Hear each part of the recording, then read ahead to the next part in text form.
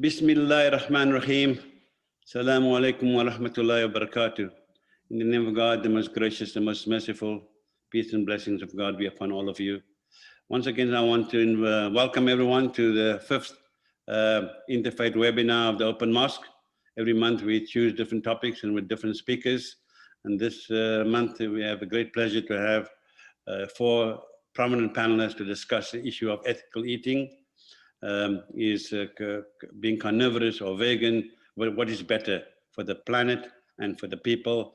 And so I think we will have interesting dialogue and discussion from our four esteemed panelists. Before we proceed for tonight, I just want to give you a heads up for next month's webinar. This is to deal with the issue of contagion and celebration. How should the great faiths, the three Abrahamic religions, deal with contagion at the time of the high holy holidays? Things like Rosh Hashanah, Yom Kippur, Hanukkah, Eid, Eid al-Fitr, Eid al-Adha, Christmas, New Year. How should these great religions deal with this when we can't really meet as normal? And so that will be the discussion for next month. I hope all of you will be able to join us. That'll be on Wednesday, always on a Wednesday the 30th of December. So that's for next month. Thank you. So tonight, it gives me great pleasure to introduce the speakers. I will go introduce each one as they appear. We will first start with Rabbi David Rosen. Then we will proceed to Bishop Malchas Songuzlashvili. Then we will have Hajj Victor Ghali Beg. And then finally, we will have Pastor Frank Hoffman. So,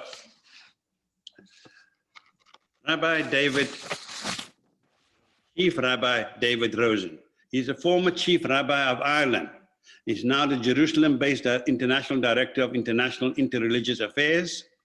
He serves on the Chief Rabbinate of Israel's Commission for Relations with the Holy See and was part of the team that negotiated the establishment of full diplomatic relations between the Holy See, the Vatican, and the State of Israel. He is the president of the World Conference on Religion and Peace, the honorary president of the International Council of Christians and Jews, and he serves as a Jewish member of the King Abdullah bin Abdulaziz International Center for Interreligious and Intercultural Dialogue.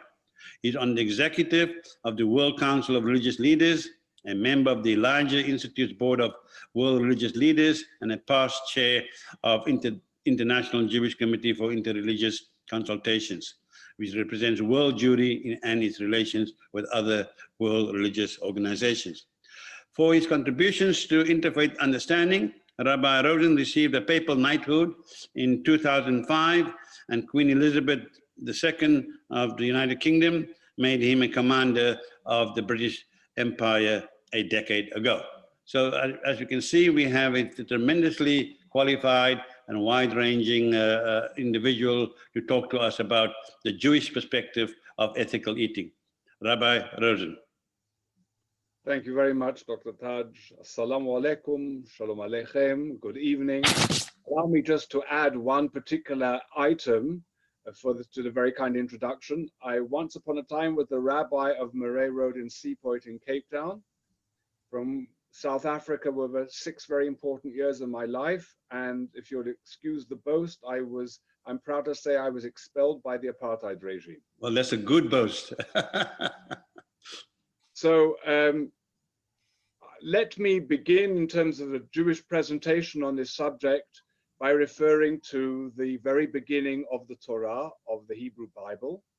that describes the creation of the Garden of Eden and of the first humans, Adam and Eve, who were in fact vegan. They were allowed to eat from the vegetation and the fruits.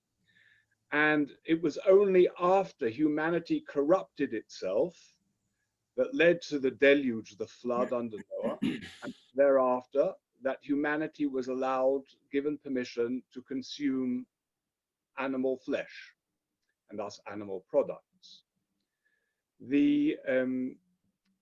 Therefore, the Torah, the Hebrew Bible, does mandate and give permission for people to be able to be carnivorous.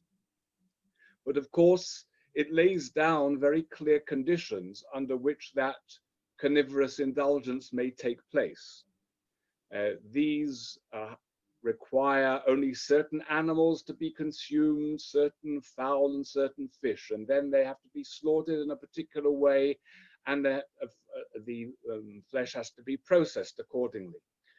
Both the Talmud and the medieval commentators like Maimonides and Nachmanides understand that these restrictions are designed to minimize animal suffering, and that the form of Jewish slaughter was considered to be the most humane, not necessarily the most aesthetic, but considered to be the most humane, causing immediate cessation of brain function, and that for everything must be done in terms of the care for the animal that does not cause untoward cruelty.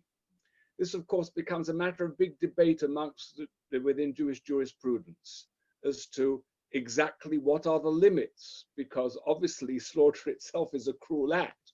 So a certain amount of cruelty has been mandated. What are the limits of that? And I won't go into that in more detail, though if there are those of you who want to ask me questions about that, I'm very happy to answer. There are other conditions that are placed upon how we consume or how we function. So in addition to the fact that there are the special conditions relating to how we may consume flesh or animal products, there is also a prohibition, Judaism understands, on the words in Deuteronomy, and you shall take good care, you shall take heed to take care of yourselves, that we are obliged to concern ourselves with our health and the health of others. And we are prohibited from doing anything that directly harms us or harms others.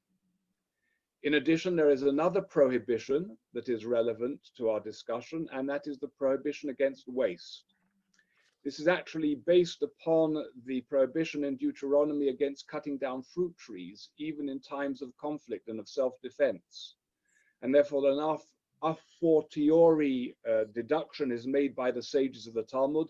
If you may not destroy fruit-bearing trees in a time where life is in danger and preserving life is such a supreme value, how much more so when it is not a threat to life that you are not allowed to destroy that which can sustain and preserve and provide for the well-being of life.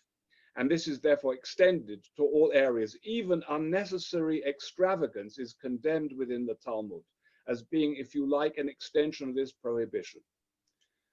So while there is clearly a mandate that permits a carnivorous lifestyle, when we consider these qualifications or conditions that Judaism requires, and we look at the situation today, we will recognize that the present situation makes it virtually impossible to maintain those standards.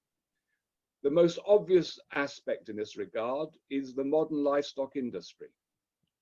And animal farming, and now in terms of what's called factory farming, is the massive production on a scale previously unanticipated and inconceivable to be able to provide for the desires and indulgences of humanity. In this process, animals and fowl are mistreated in a most abominable way, put under conditions of extreme suffering, whether cows are cooped up in certain areas or dehorned, or with fowl they are debeaked, or when they're put for laying eggs under conditions where the males, of course, are not productive and are immediately killed either through suffocation or thrown into grinders. I mean, I could go on with the horror stories. They are extensive. The vast majority of people, probably for their own good, don't know about those real conditions, but those conditions are truly bestial. And Judaism prohibits, as I indicated, cruelty to animals, only permitting that which is essential for human well-being. Under present conditions today, should be clear that from a religious point of view, if religion teaches compassion for animal life and our care for sentient beings, the present conditions under which animal products are on the market completely contravene these prohibitions. In addition, because of these conditions of animal farming, disease spreads rapidly and enormously amongst the livestock and amongst the fowl. In fact, many pandemics and perhaps even COVID-19 are the result of the conditions of both invasion into the animal space, if you like, on a humanitarian point, from a human point of view, but also the factory farming conditions or the mass production or the mass industrialization and commerce with regards to animals that provide for the massive dissemination of such diseases. In order to be able to deal with this problem, animals are pumped with antibiotics, and in order to massively produce flesh for human consumption or the production of dairy for human indulgence, they are injected with hormones to increase that provision. That means that at the end of the food chain, these hormones and antibiotics are left in the flesh and are consumed by human beings. This has led to many, many problems, both in terms of cancers that have been directly linked to the question of injecting hormones and antibiotics into animals, to antibiotic resistance that therefore undermines people's capacity to be able to respond to disease. And this, as a result, the conditions of meat eating are enormously unhealthy. That is aside from the fact that today there is a direct correlation scientifically proved between heart disease, between so many areas of human sickness that directly relate to the consumption of animal products. So from a health point of view, it seems to be clear that in terms of the biblical prohibition against harming oneself and harming others, that one cannot today indulge in, certainly in terms of the industrially produced commodities that are on the market for the vast majority of people. The waste is another aspect. The amount of water that is used to be able to produce a kilo of meat could provide grain for 100 times as many people in the world. The amount of arable land that is destroyed, rainforests destroyed in order to be able to provide for the fodder that is then consumed by animals in order to be able to cater for human indulgence. So the environmental degradation is massive. In addition, when people are starving in our world and people are dying daily because there isn't sustenance, to squander the way our Western diets do, the amount of resources when these could be shared more equitably and there could be therefore more distributive justice in our world is in itself also a moral crime and is in conflict therefore with fundamental religious teaching. There is, of course, that is just the simple conditions. In other words, even if I can't convince a co-religionist of mine that veganism is the ideal in and of itself, the present conditions under which, certainly in the Western world, animal products are consumed and above all are prepared, are grown, are developed for human consumption, clearly contravenes those prohibitions. So that even if you thought that meat eating was meritorious, it would be something that comes through a transgression and through therefore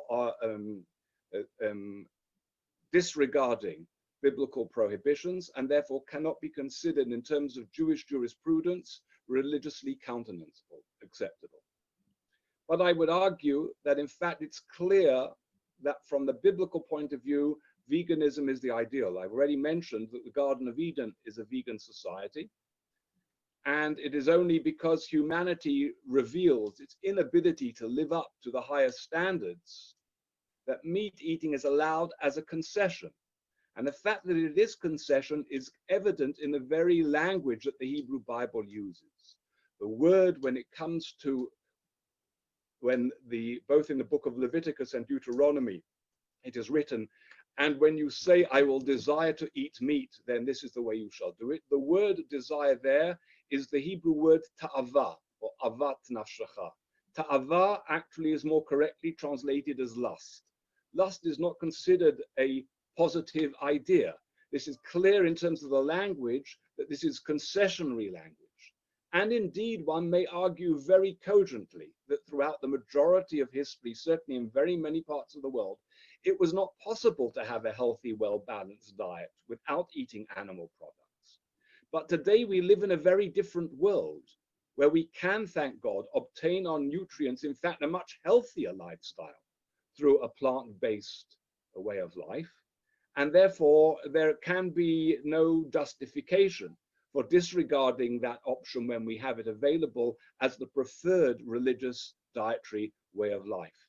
I would also point out, and of course I'm not original in this regard, this was very much, has been pointed out by a number of great medieval Jewish authorities, and in more modern times by the first Ashkenazi chief rabbi of the community in the land of Israel, Rabbi Abraham Isaac Cohen Cook.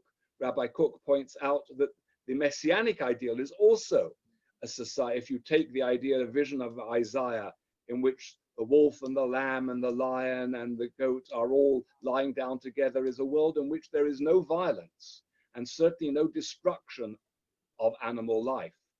And this messianic ideal, if you take it literally, therefore similarly represents that goal. Rabbi Cook goes further and says, if the messianic ideal certainly will seek to emulate the values of the Garden of Eden, and therefore we will seek to restore the Garden of Eden in our world, and that would mean restoring the kind of diet that we had. Indeed, Rabbi Cook goes further, but there again he is preceded by a number of medieval authorities who say that when the temple service is reinstituted, it will no longer involve offerings of an animal nature, but will all be meal offerings. In other words, the service, the ritual itself, will be according to a plant-based diet.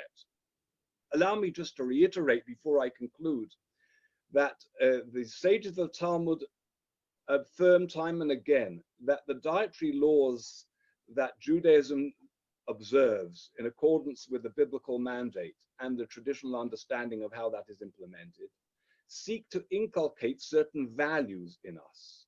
There is a fascinating debate between Maimonides of the 12th century and Nachmanides of a century later with regards to whether the laws that are limiting the amount of pain to animals are because animals themselves suffer pain exactly like humans, which is what Maimonides believed, or whether, regardless of whether that is the case or not, its purpose is to essentially inculcate certain attributes in humanity, which is what Nachmanides affirmed.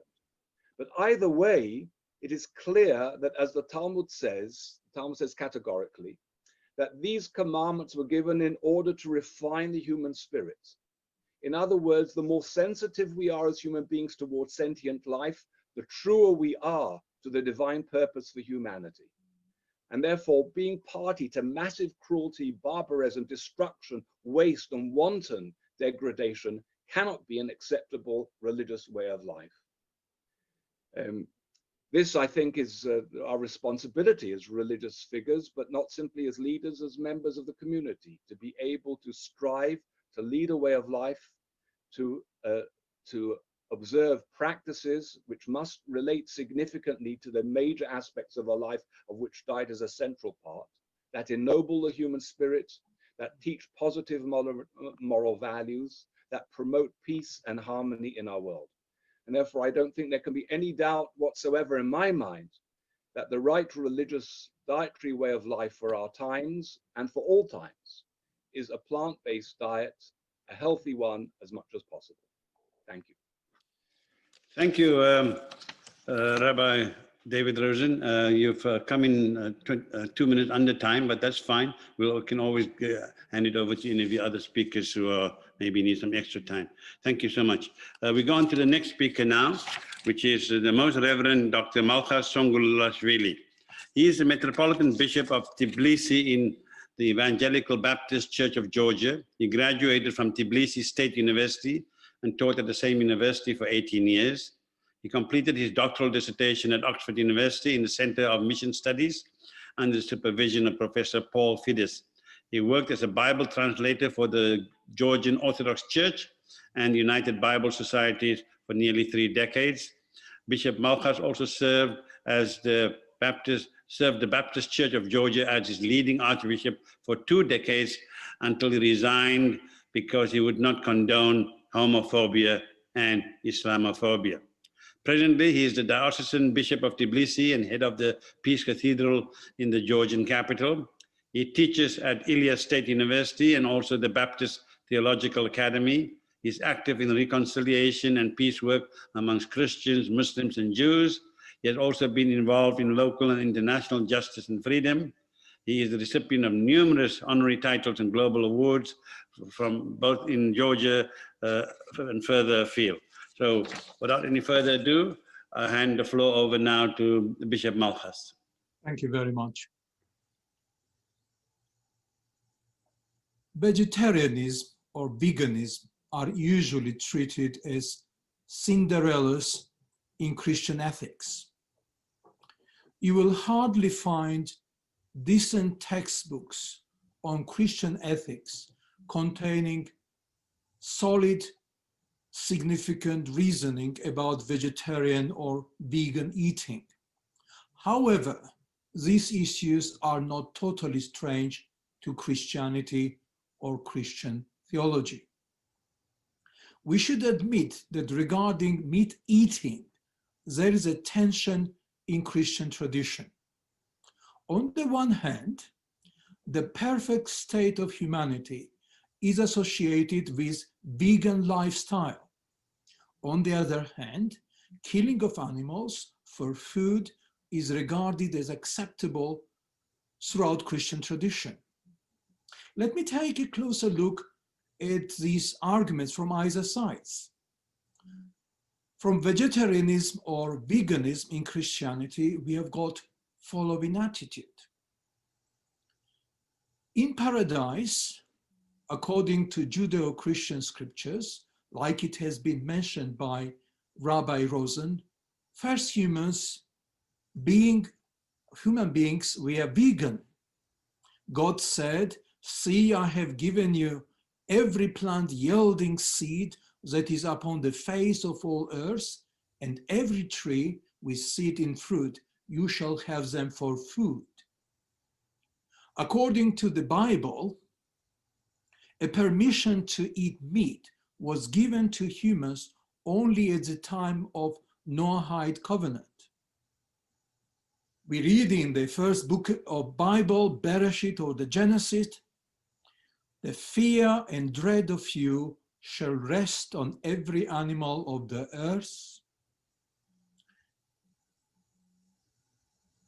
I have given you have every moving thing that lives shall be food for you.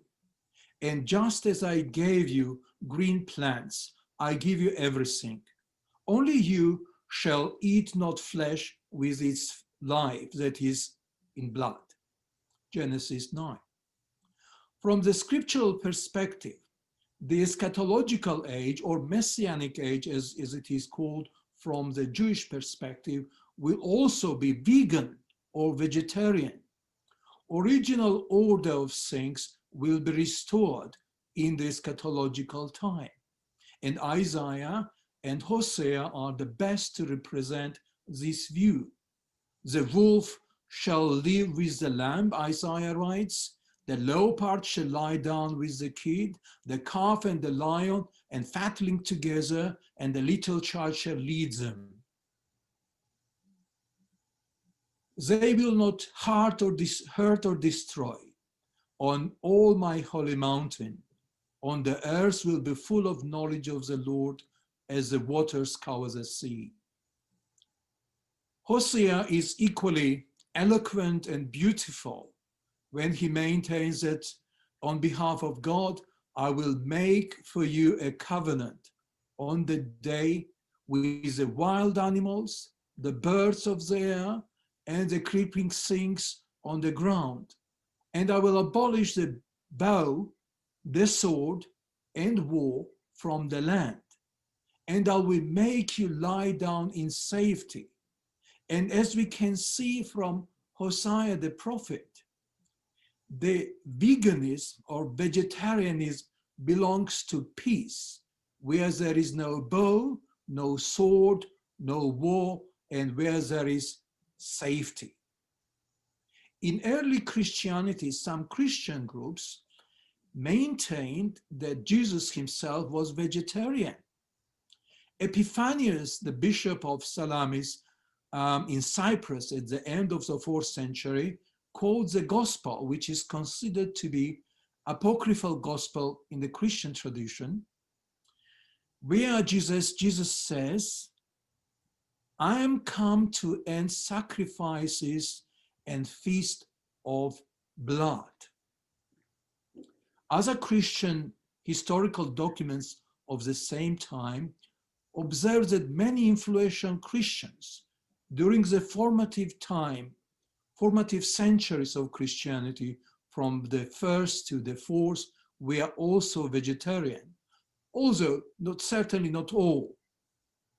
Clementine Homilies, a 2nd century work allegedly based on the teaching of the Apostle Peter, states, the unnatural eating of the flesh, meats, is polluting or as heathen worship of devils. And I think this is the strongest possible statement in early Christianity against consumption of meat. It considers meat eating as unnatural.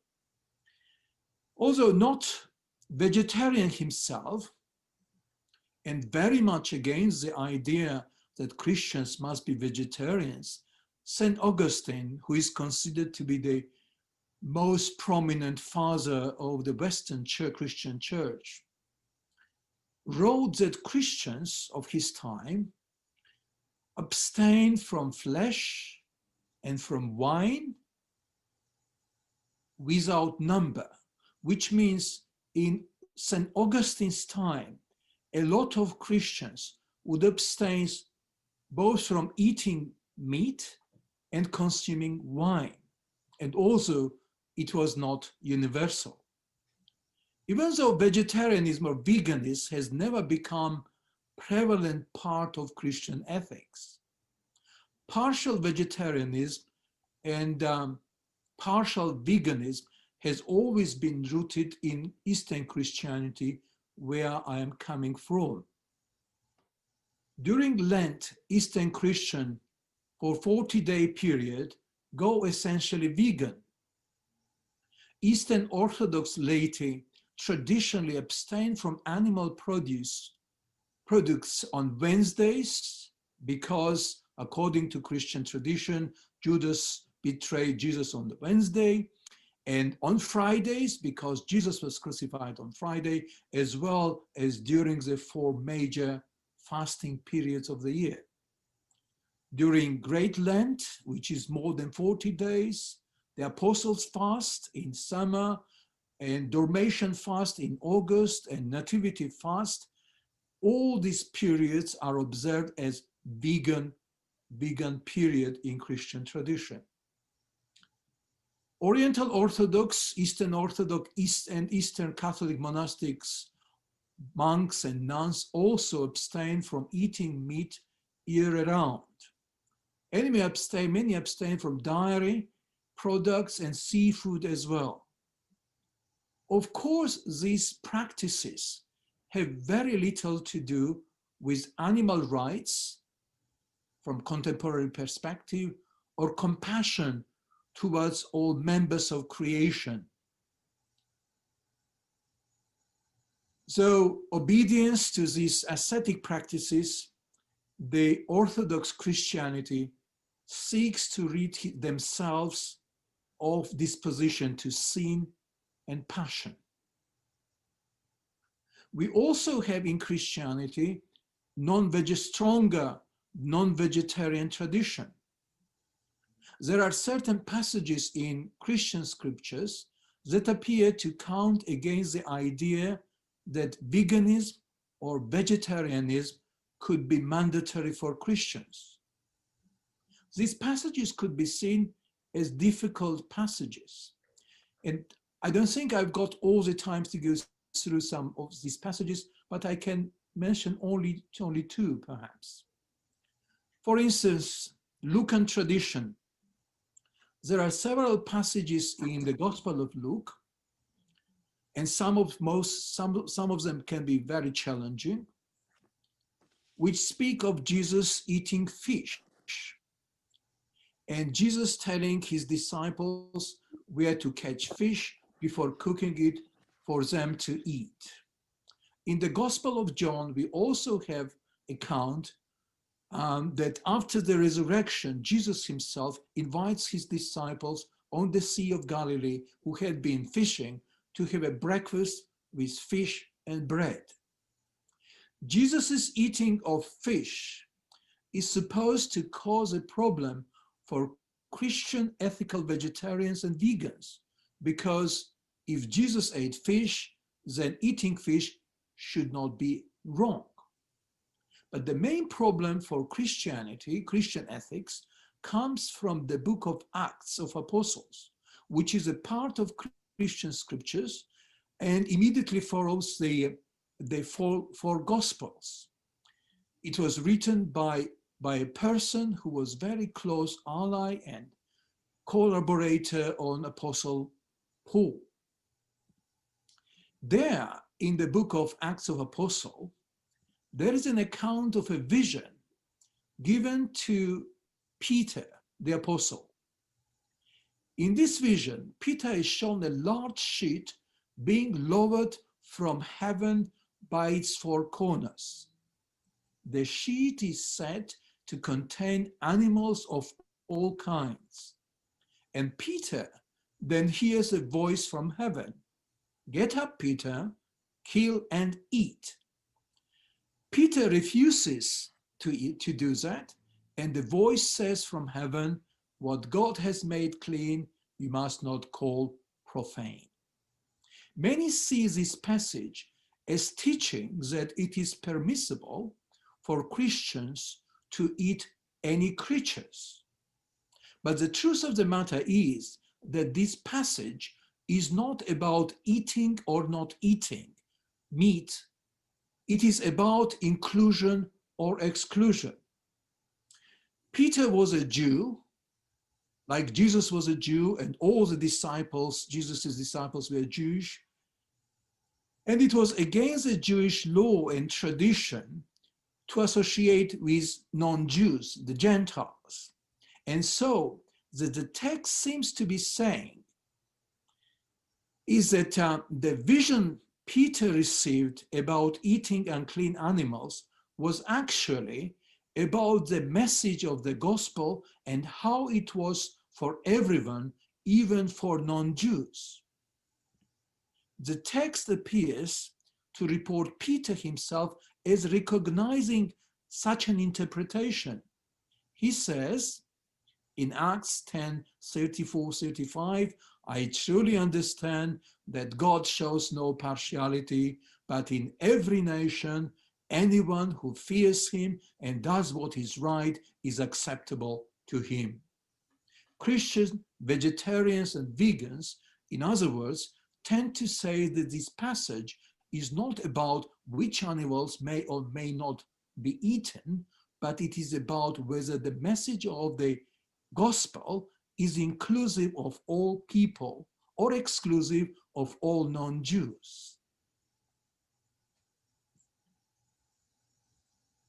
In conclusion, we should say that there is a growing number of Christians, among Christians, that are becoming vegan or vegetarian. The decision to become a vegetarian or vegan usually originates from a sense of responsibility for creation, from compassion to our fellow creatures, very much like in the tradition of St. Francis. There are certainly a very variety of positive reasons for not eating meat. As a protest against cruel, intensive farming methods, like it was beautifully presented by Rabbi Rosen, and also inhumane forms of slaughter. The global ethic, which is the declaration of the Parliament of World Religions, which was subscribed by Jews, Christians, and Muslims, along with others, makes no provision about vegetarianism or veganism, even though this document, which is a very significant document, was signed by Hindus and Buddhists whose religious ethics has significant room for veganism and vegetarianism. Even though the document is explicitly anthropocentric, it recognizes that Earth cannot be changed for the better unless we achieve a transformation in the consciousness of individuals in public life. The document also notes that achievements that have already been made, the possibilities for transformation have already been glimpsed in areas such as war and peace, economy, where in recent decades fundamental changes have taken place. And the document states this transformation must also be achieved in the area of ethics and values. In my understanding, if the document was written in 2020, actually it was written in 1993, there would have been a special attention paid to the ethics of eating. In the future, ethics will pay more attention to these issues, and eventually it might affirm veganism and vegetarianism as being ethical ideals that have already been affirmed and presented in Judeo-Christian scriptures. And these ideals can be taken more seriously. Time should come when we celebrate all the members of creation as our brothers and sisters and extend our kindness and our compassion toward each and every member of this creation. I would like to conclude my deliberation with the words by St. Francis, who would call sun the brother and moon the sister, and each member of the creation as brothers and sisters. Be praised, my Lord, for our brothers, wind and air, and every kind of weather by which you, Lord, uphold life in all your creatures. Be praised, my Lord, for sister water, who is very useful for us and humble and precious and pure. May this Franciscan aspiration to have compassion towards the creation teach us the lessons and make us humble and compassionate to all animals and living creatures around us. Thank you, Bishop Malchar, for illuminating and insightful presentation. I'm sure there will be many questions for you as well as Rabbi Rosen during the question and answer session that follows the presentations. We now come to our third speaker, who is Haj Victor Khalid. He is an Indian-born Muslim-American author, an activist, community organizer, and community builder. He worked for decades building interfaith coalitions and advocating inclusion. In his 2019 memoir, Our Muslim Neighbors, Achieving the American and Immigrant Memoir, he writes, Getting to know our neighbors is one way to allay current rising tide of divisions. There is power in simply knowing one another. His wife, Shahina Beg, co-founded Muslims Interfaith Solutions for Dialogue and Outreach in metropolitan Detroit in Michigan. Haj Beg is also a co-founder, very importantly, of the multi-ethnic Muslim Unity Mosque in Bloomfield Hills in Michigan. He was in 2009 the recipient of the Detroit News Award as the Michigan of the Year for his leadership role in advocacy work and promoting unity in the community. Victor Harley Beg also received a Community Peacemaker Award by the Center for Peace and Conflict Studies at Wayne State University in Michigan. He now lives, as he rightly pointed out, he's retired and gone to sunnier climes in Florida. So without further ado, the floor is open for Victor Harley Beg. Bismillah ar-Rahman ar-Rahim, salatu salam ala Rasul Kareem. We begin with invoking the name of the Almighty God of mercy, of compassion and love. We invoke him to bless Prophet Muhammad, his descendants, Prophet Abraham and his descendants, and we invoke him for his blessings to unite us and bring universal peace. And I want to also say Amen to Bishop Malka's prayer. Let me first, they say if you don't thank people, you don't thank God. So I want to thank the organizers, Dr. Hargi, and my eminent guests. They're much more qualified. I'm going to be speaking as a neighbor, Muslim neighbor rather, since I don't wear a special hat. And it's kind of ironic to talk about food when we in America are having this Thanksgiving. This is a food splurging time. All I hear when I turn the news on or listen to the radio, what's going to be cooking, how are we going to celebrate. By the way, I see my friend Brenda Rosenberg there. Hi, Brenda. You know, initially when the Jude spoke to me, I should thank her as well. She said they're looking for someone, a Muslim, who could speak as a vegetarian. I said, that's going to be tough for me. I'm a semi-vegetarian, or you can call me semi-carnivorous. But then I got this topic. I thought maybe I can handle that. So here I am. And I must admit that I grew up as a secular Muslim in India. I remember eating a mango pulp with, they call it malai, it's a special cream, and milk. And when I go to school, there was a vegetarian restaurant across my school, dosas. And come home, you know, we mostly have vegetarian, eating chicken or goats probably once a week. It's only designed for the special occasions. Poor never had any meat. They ate what you call the sorghum bread. They were actually healthier than some of the rich people who only ate meat. So that tells you something. They lived longer too. So, you know, and we didn't have a big farm, but we had buffaloes at home. We had chicken. We had, you know, goats. They were like a family. And if you get any meat, it had to be chicken from outside. Chicken were only used for eggs. So, and my wife happened to come from a Hindu background. And, you know, except for her mother, there's no one vegetarian in her family.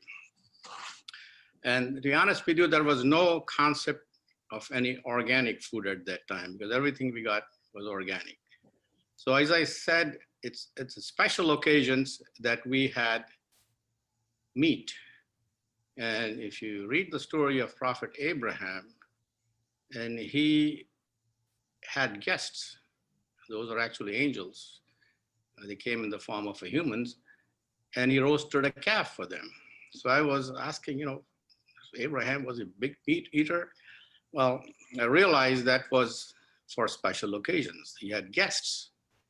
So that's pretty much how we had back home. Only on special occasions we had spurs on biryani or whatever. Coming to America, well, I came here as a student, and there was nothing but hamburgers. And of course, steaks we love to have. I'm glad now they have, McDonald's have vegetarian hamburgers, so I could go eat now. At that time, I didn't mind eating chicken or beef outside. We avoided pork. Other than that, it's halal. But now we're very particular about zabiha. And our food habits have come full circle. It has changed. And now, we do eat some fish, some chicken, but very little red meat. So that's the basic lifestyle I wanted to mention to you. And as a Muslim neighbor, as a Muslim, people think when you say Muslim, we're monolithic. We're not. There are so many examples of particularly the Sufis, like Rabia of Basra, Sufi mystic and poet Rumi, and the Sri Lankan master Baba Muhyiddin, who established the Muhyiddin Fellowship of North America in Philadelphia. The former Indian President, Dr. APJ Abdul Kalam, who was famously a vegetarian. In January 1996, the International Vegetarian Union announced the formation of the Muslim Vegetarian Vegan Society. Rumi writes that what we eat directly influences our thinking. If we consume an animal, its blood and gore will make us act like a slaughterer. Un khasab khush zakaf, I think that's Persian. We are what we eat, but Rumi was Rumi. So what about an average Muslim like me? It's the prophetic tradition that matters the most. Muslim traditions and the moral discourse is derived from the prophetic traditions. Normally, that become part of the culture. The prophetic tradition is the basic guide for Muslims like me. Ibn Abu Laham actually means meat. So his name had a meat, but he was a companion of the Prophet, who was a vegetarian, and Prophet accepted that.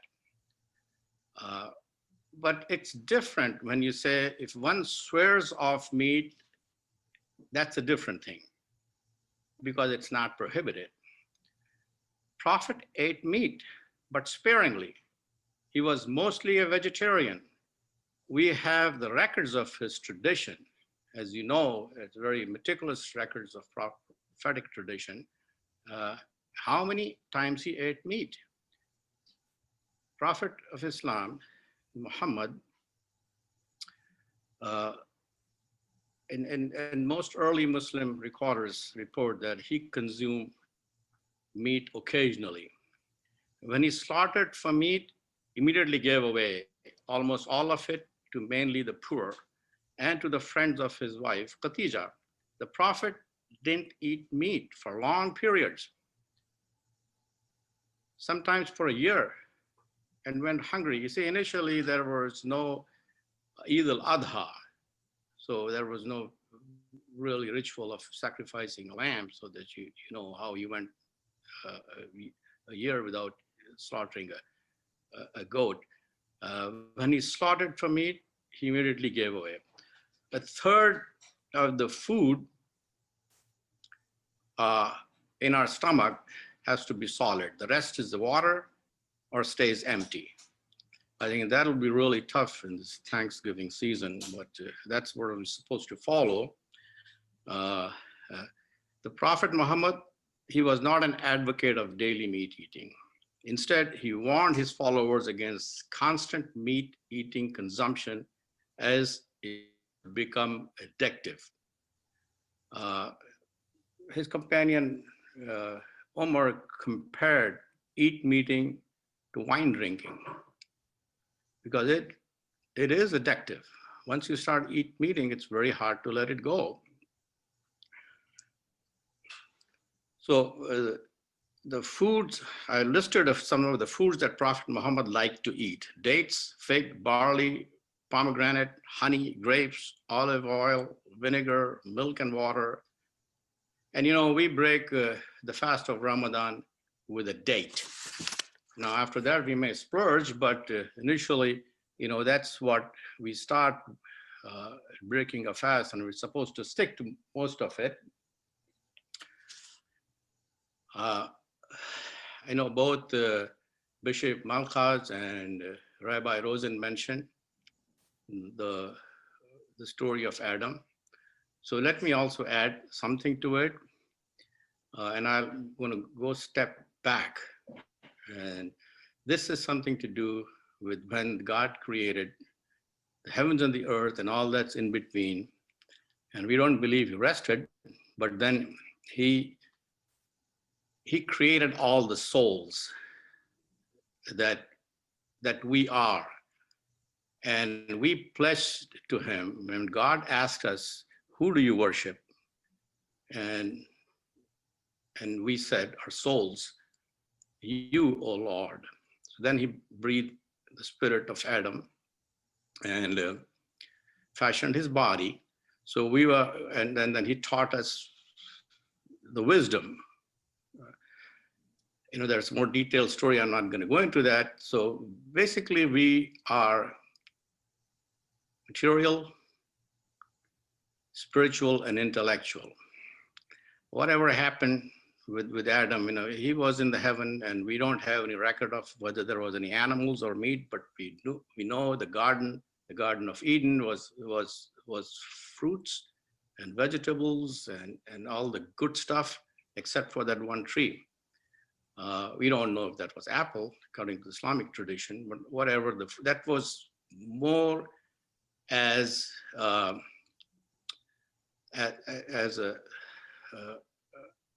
to stop the temptation that was whispered by the Satan. So anyways, we end up on earth.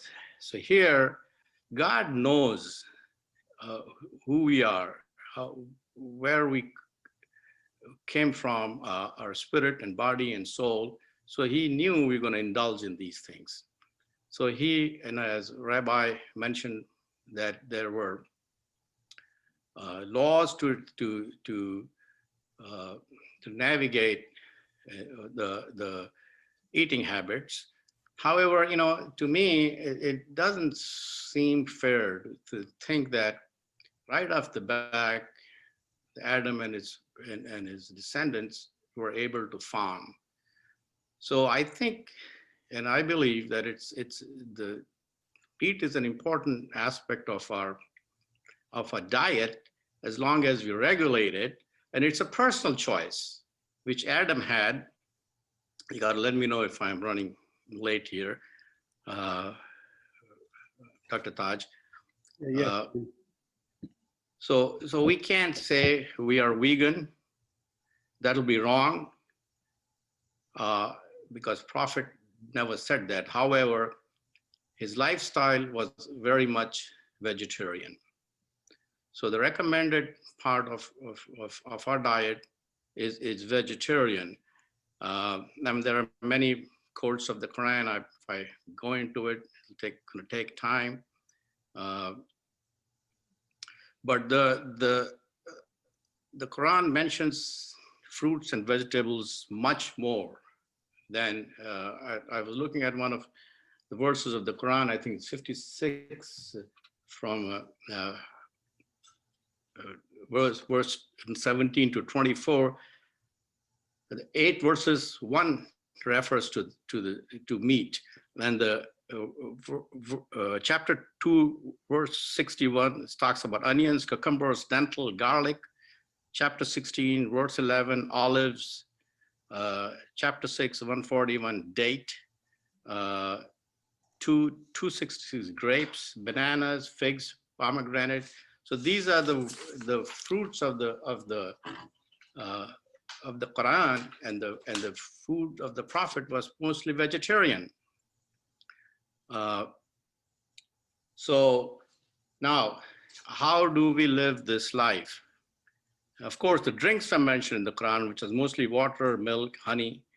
So this in this life, as has been pointed out, we're facing some serious challenges.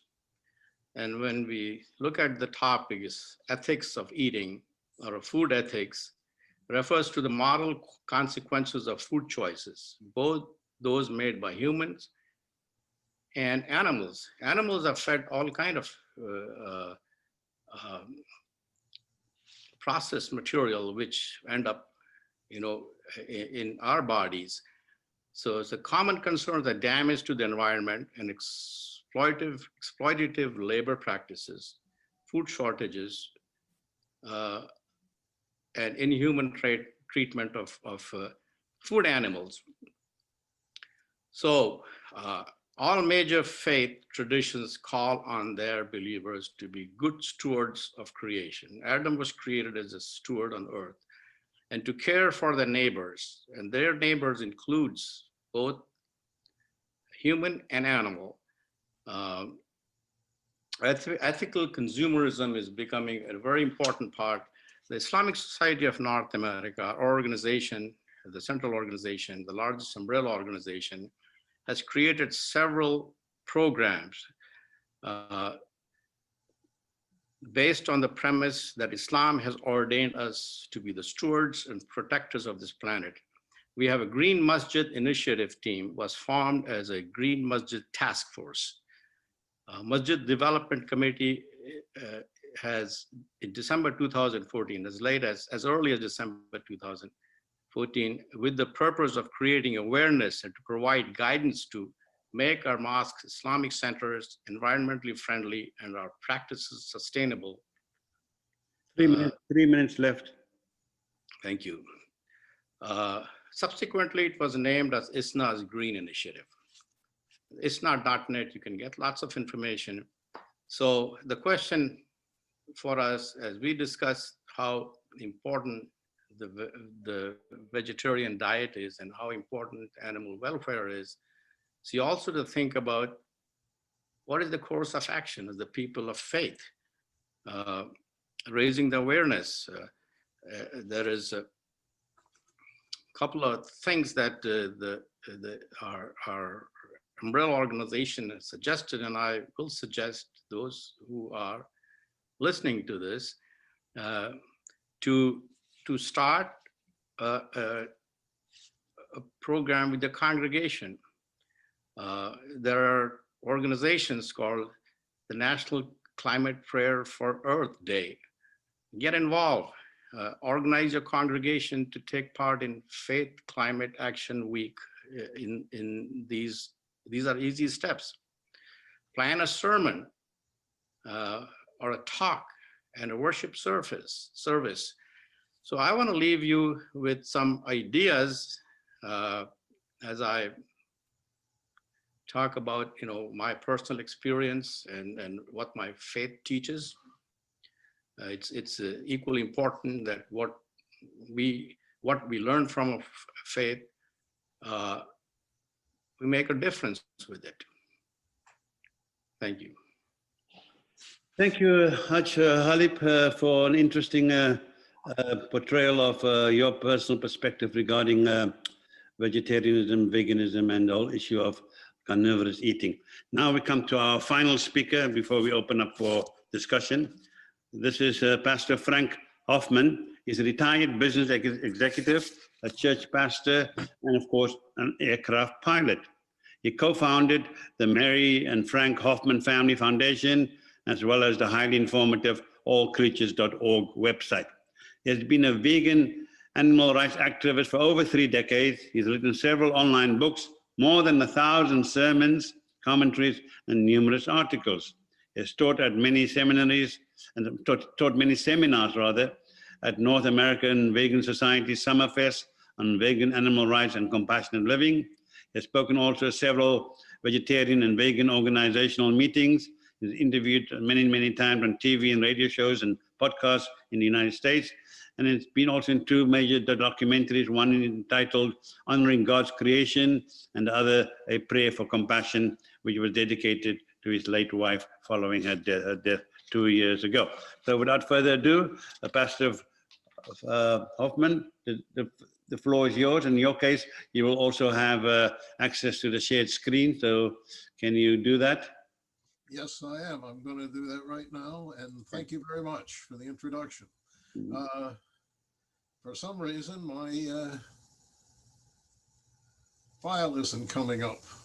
And I am going to, let's see if I can bring that up. Your main screen, and then it'll. There we go. You can see it now? No, not yet. I shared it. Now, wait a minute. Maybe something's not showing. Hang on a minute.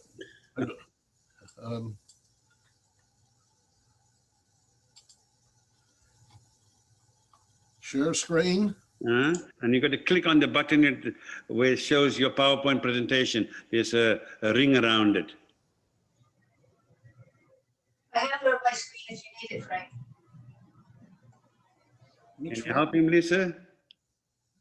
There's a No, ring. I have it on my screen if you need it. We can pull it up in mine if you like. I don't know how that works. Well, can we have your sound in my screen? Is that possible? I can't hear that. Okay. I'm going to pull it up on my screen here. Okay, Lisa, I'll make you a co-host, and then you can load it up. Well, I have it loaded right now, but it's not showing up. Okay, Lisa, do you have the presentation there? I do. I've got it open and ready. Okay, so you can open it now on your screen. Okay, there it is. Can you see it? Well, it doesn't look like we're gonna. I think Pastor Frank, you may have to do it like the other three speakers have done. You'll have to do without the modern technology. Well, that's what we're going to do because it's not necessary. Sorry about the delay with that. Okay, go ahead, please. We tried. Yes. All right. One of the things that started me in this movement was the fact that, and if I take it from Jesus' standpoint, and we'll start at the end and move back to the beginning, the thing that he showed us is that in heaven there is no death or pain or suffering. And he said that we're to bring the heavenly will of God to earth as it is in heaven. You're seeing my screen now? Yeah, we see it now. That's fantastic. Go ahead. Okay. So what we have is in looking at ethical eating, from my own personal experience, I found that talking about Bible verses or scripture doesn't really turn people on, and they'll come up with other verses that sort of counter it. And we've talked about some of those in the discussion this morning or this afternoon or evening, depending on where you are. And what I have found is that if you work with love and compassion and empathy, people don't want to say they don't have it. So if they don't have this love, compassion, and empathy, then they won't admit it. But in the meantime, it stops the argument over Bible verses and you get to the point. So that brings us back to the discussion of being ethical and having empathy. Can you see my screen still? I don't see it. No, it's gone. It's gone. Okay, we're just going to talk. Okay. And what we find is that if we look at the world from the position of empathy, we feel the pain and suffering of the whole of creation. It's not a matter of this law or that law. It's what is empathetic. And God created the whole earth. And as has been mentioned, people were instructed by God to eat only plant foods. In fact, it was a commandment. He says, it shall be food, it shall be, you know, your diet. It shall be. And to me, that is leading us into the position that it's ethical. And I can't turn this, so it's no good. It won't work. So this has to be canceled. Click on slide 2. Click on slide 2. I can't do it. Whoever put this up, it's not coming from me, and Okay. I can't. It's not workable from There here. it goes. Okay, now I'm on the second Yeah, slide. so you just click on the slide and it'll go. All right. Okay.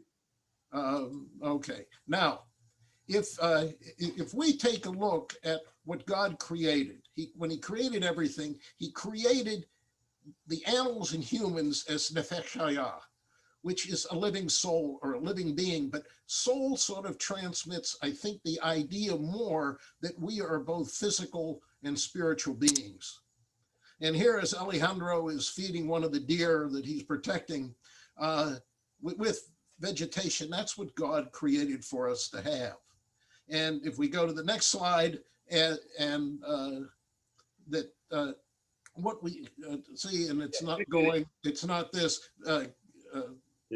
If God gave us plant foods, and it's these plant foods that we can choose from, and that there's a whole bunch of them, and we can go on, and I think Lisa's doing this. Lisa, just cancel this and I'll just talk, please. Right, will do. Okay. And keep going. Or just cancel it. Just cancel it, please. Just go ahead and I will cancel it. Just close it down, that's all. I will, but I'll lose the whole thing if I do it, so I have to do it. All right, it doesn't matter.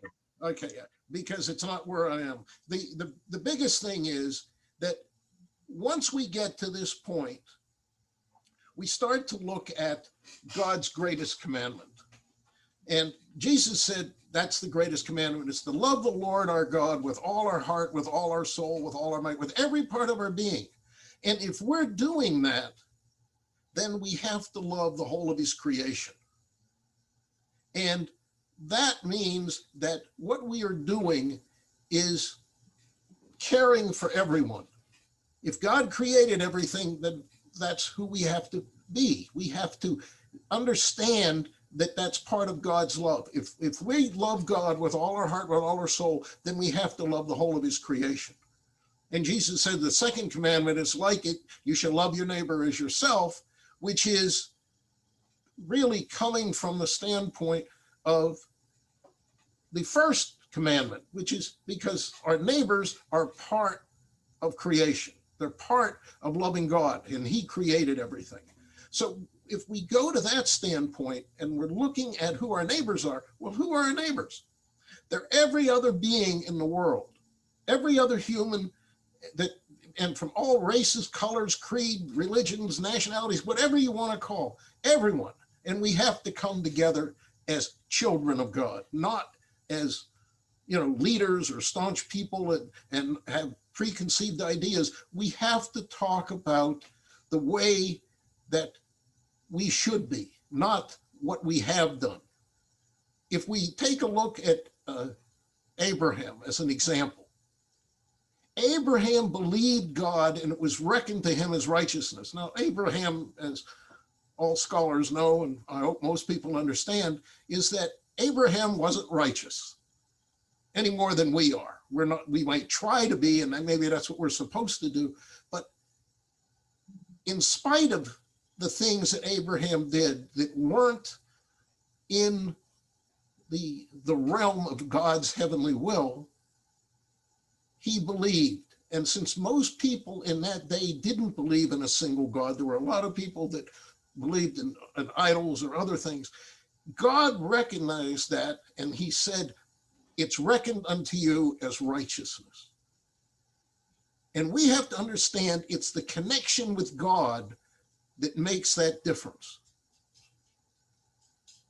So if we go on from here, we find that God tried to lead us back into a vegan type of lifestyle. We lived that way in Eden. We disobeyed God. We lost it. And we go through this period where the world is in turmoil and there's all things, and God can't stand the way the world is. And he has Noah build this ark. And aboard the ark are all of the animals and his family. And they spent 300 days on the ark, and nobody ate each other. Nobody killed each other. They were vegan. They had to be. There was no other way to get about it because there wasn't any other food. But then Noah did something that messed up what God had in mind. Noah sacrificed some animals. And the animals that he sacrificed, while God accepted his sacrifice, he said that human beings are evil from their youth, because Noah destroyed what God was trying to do. And then again, God tried to make this world back to being vegan. He tried to get us back to the Edenic place. And what he did was when he brought the Israelites into the wilderness, he fed them with manna. And manna was a plant food or whatever it was, but it was bread from heaven, but it wasn't involving an animal. No animal suffered and died. But the people didn't want that. Like the world today, they wanted meat. And that ruined it. And then Jesus came and he tried to change that back. And I don't want to get into the arguments because I know they go on whether Jesus was vegan or what, and I'm not going to argue that point. But the key was that we have a situation in this world where there's so many problems. And if we become vegan, we not only set an example for the rest of the world, and that example is compassionate living. And that compassionate living, if we aren't eating any animals, we're going to save most of the greenhouse gases, or at least the amount of greenhouse gases produced by animal agriculture today is greater than all the transportation put together. So if that's the case, then that ethical eating also produces another situation, which it does. And I've been vegan for 34 years. I know some of you maybe have been vegan longer than that. But since then, within a few weeks after becoming vegan, my health dramatically improved. And I know that it happens with a lot of other people. I don't see a doctor except for a routine physical or something, or have my eyes checked. But I don't take any medication. I haven't needed them.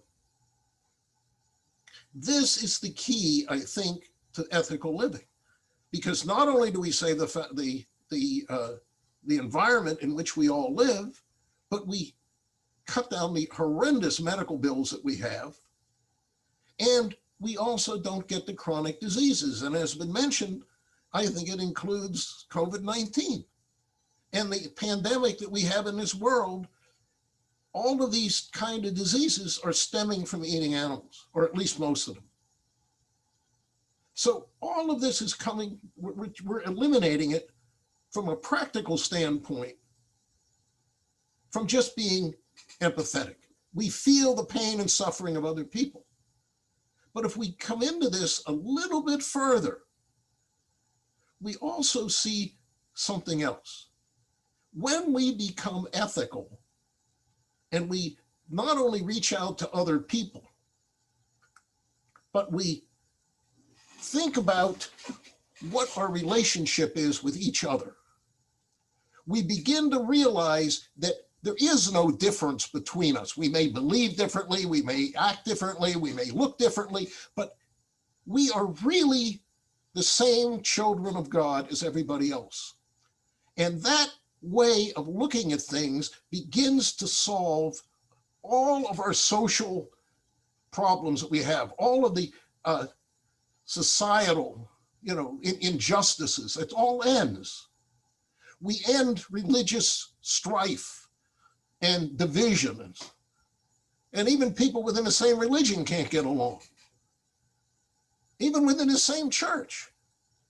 For 11 years, I pastored a church was with Methodists and Baptists, and that was part of the problem. I mean, but we got together. We stopped our differences. We can end vengeance. We can end the violence. We can end terrorism. We can end wars. We can end animal exploitation of all kinds. We can end prejudice. We can end crime. We can end hunger. We can end homelessness. We can end social division. And we can encourage one another to come together to solve all our worldly problems.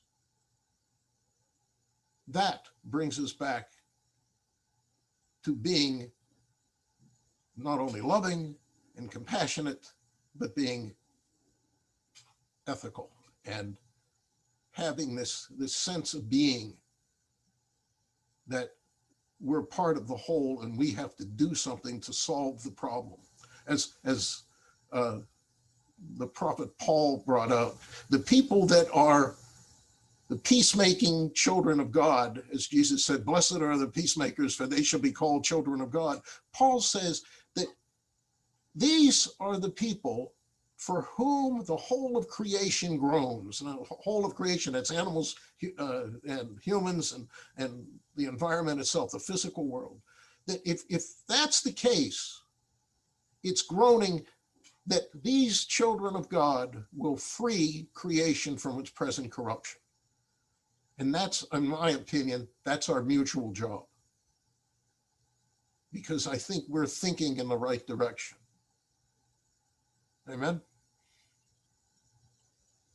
Okay, thank you, Pastor Frank. Sorry about this technical issues, but we got the gist of what you have to say to us, and I'm sure there will be many people wanting to question you and others about your presentation and the points you've made. Okay, so now the floor is open to everyone and anyone who wishes to engage with any of our four speakers. And so please go ahead.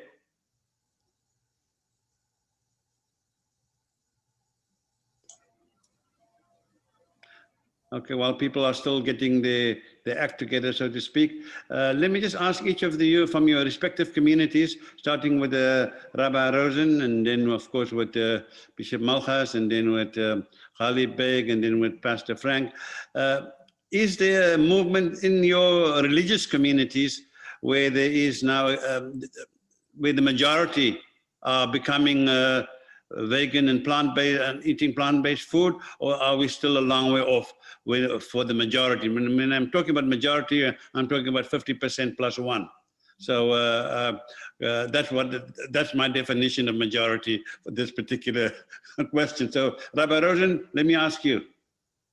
Well, so there's good news and bad news. The bad news is we're nowhere near a majority yet. The good news is that there are more and more people adopting a plant-based diet and eschewing animal products every day.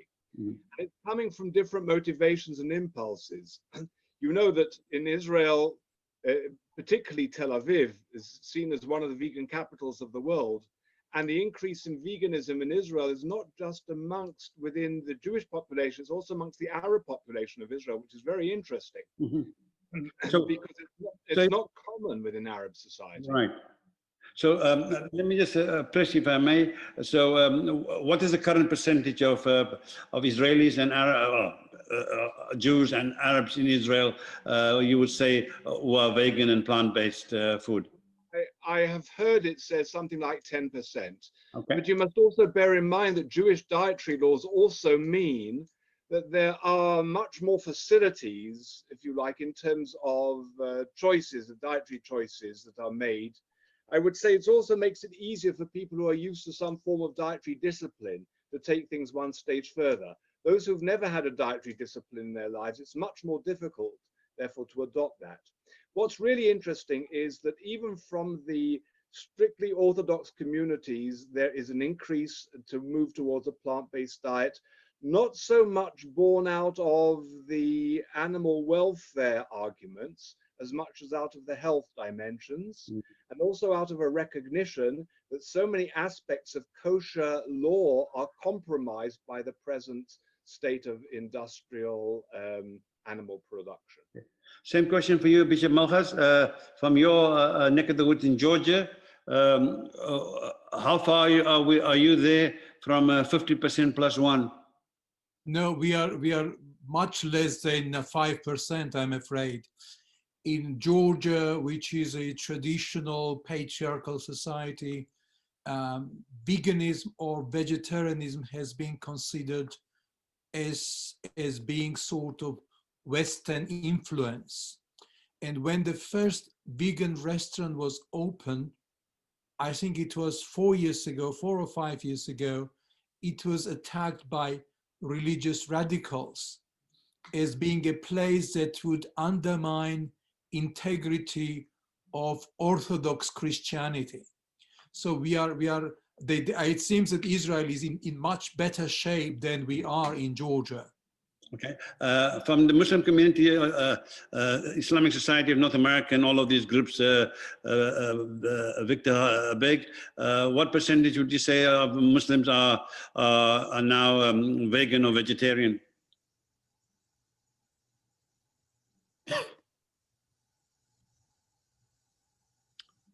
What happened to? Okay, while she's finding his technical. Whatever's happened to him. Pastor. Okay, all right, here we go. I'm sorry, I had muted. So I was going to say I concur with Bishop Malchus that it's a Cinderella issue in our community as well.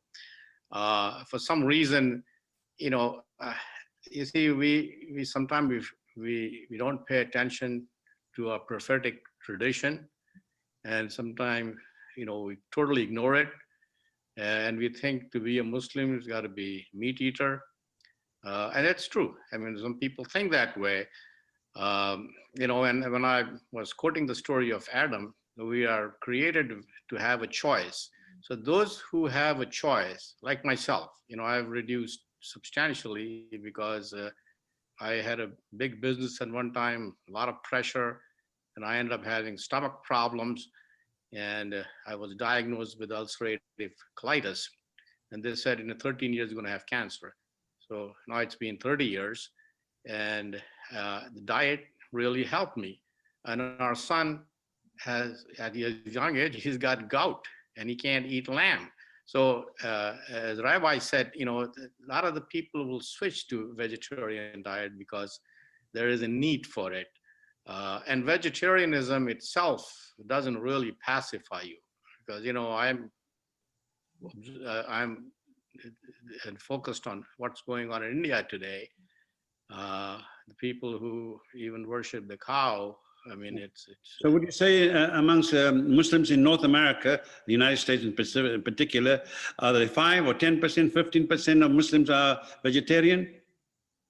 It's really hard for me to, because I don't know too many people in our community who are vegetarians. I could say there are some like semi-vegetarians, but I don't know many who are considered themselves vegetarian. Thank you.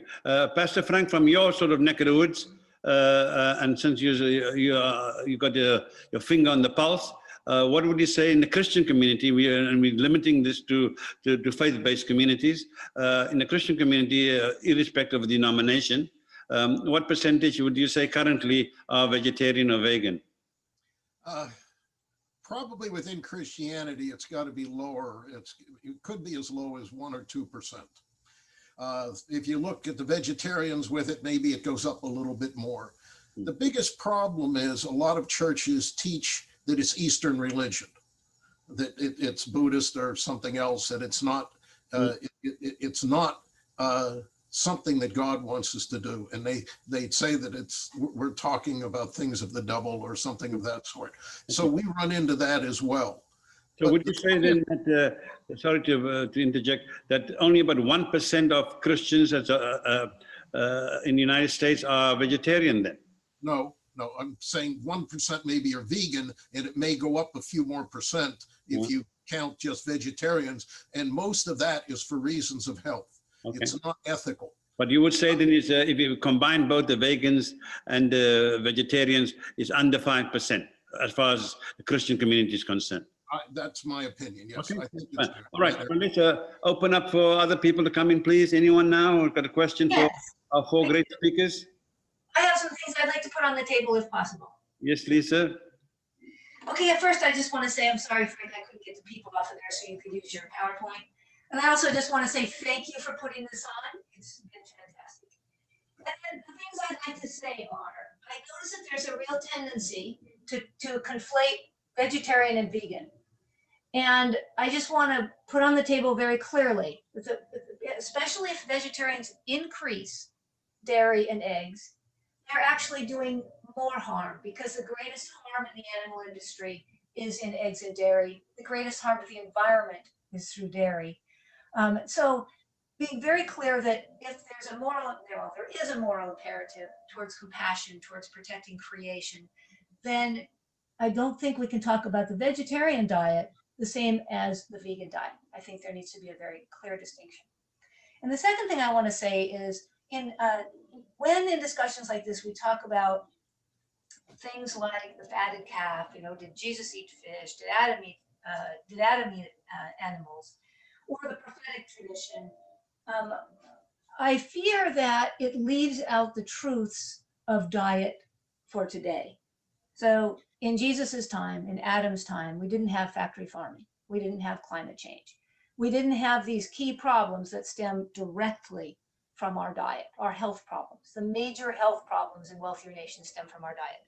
All of the biggest problems with climate, with environment, all of them come right back to our diet, to our dietary choices. Oppression to the people that work, who wants to work in a slaughterhouse? So looking at these problems, and that doesn't even touch the animal suffering, but these issues are so compelling that to look back to a time when these were not the problems seems to kind of miss the point. So those are the two main ideas I wanted to put on the table. Thank you. Vegetarian and vegan are not the same, and the problems of today are different from those of biblical time. Thank you. Excellent points. Let me just also ask everyone, please, those who are going to be participating in the Q&A session, please turn your video on. I think it's important for everyone to see each other when they're asking questions. We now have Paula Grossman to ask a question, and anyone else put up your hand, please, and then I can go around the table, around this metaphorical seminar table. Paula Grossman, the floor is yours. Thank you. Very interesting to listen to the speakers, all of you. First of all, just a comment on David Rosen about the amount of vegans in Israel. I don't know the exact figure, but the latest polls were 5% in Israel of vegans. And more vegetarians, of course. So I think total it should be 10% or more that are vegans and vegetarians, and there are flexitarians. I'm living in Sweden, and I'm active in the Jewish congregation here. I try to promote veganism and combine it with Jewish traditions and Jewish teachings as taught by David Rosen and others. And I think we have a good chance today to be successful in promoting veganism because what is happening with the pandemic and with more knowledge about the disasters that will follow from the climate change. If we can, in our respective communities increase our efforts and connect our traditions, our religious traditions, with veganism, plant-based food, and also of compassion for animals, and what we have in Judaism and probably in other religions too, of not wasting and to promote good health. I think that we have a good chance of increasing the numbers. Okay, so do you have a question for any of the speakers or not? Or this is just a comment? Well, it was a comment. Thank you. All right, that's fine. Anyone else out there, please? Dr. Taj, I'd like to, but I Yes, don't know how Shireen. to get my screen on. Doesn't matter, go for it, Shireen.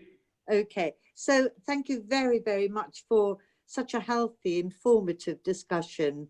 But what I want to say, although I agree wholeheartedly that a plant-based diet is healthy, but it has become a middle-class diet fad. Economically, it's out of reach for the poorer countries. And I also feel that veganism has also there's an unethical slant to it as well, because huge corporate businesses are involved in deforestation of for planting of nut trees and oats for alternatives, which affects the ecosystem, lives of the indigenous people, and of course the wildlife. And sadly, in this 21st century, the undernutrition and malnutrition in poor countries, deficient in vitamins and minerals, but also a problem of overnutrition in industrialized countries with their overconsumption, which is greater than the needs for their energy. So how do we balance this? Excellent question. So any of the four, please answer. All of the four. All right, I'll do it. Okay. If we look at things from an ethical standpoint, if we're going to use empathy to look at the problems, even when there isn't animal products, there are still certain plant products that are available. And you don't necessarily, it takes far more food to turn an animal into the calories for a human than it does to feed the people directly. So if we just produce food for the people, and we know people that are doing it in Africa where it's very poor, that you can still have a vegetarian or near vegetarian diet, and or vegan diet even. It has to do whether they approach it from the standpoint of looking at the damage that's being caused or the harm to other people or people's health. If this pandemic doesn't wake us up, nothing will.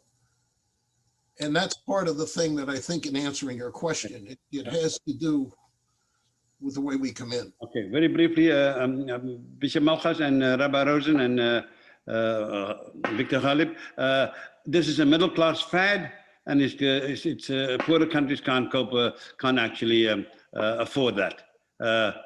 Bishop Malchus?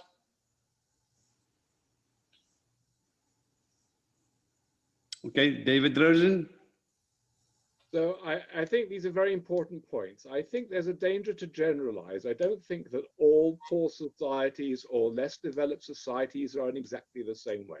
After all, the greatest legacy with regards to non-violence, ahimsa, and therefore accompanied by plant-based diet is precisely in India, where the vast majority of people have lived over the course of history in very meager circumstances.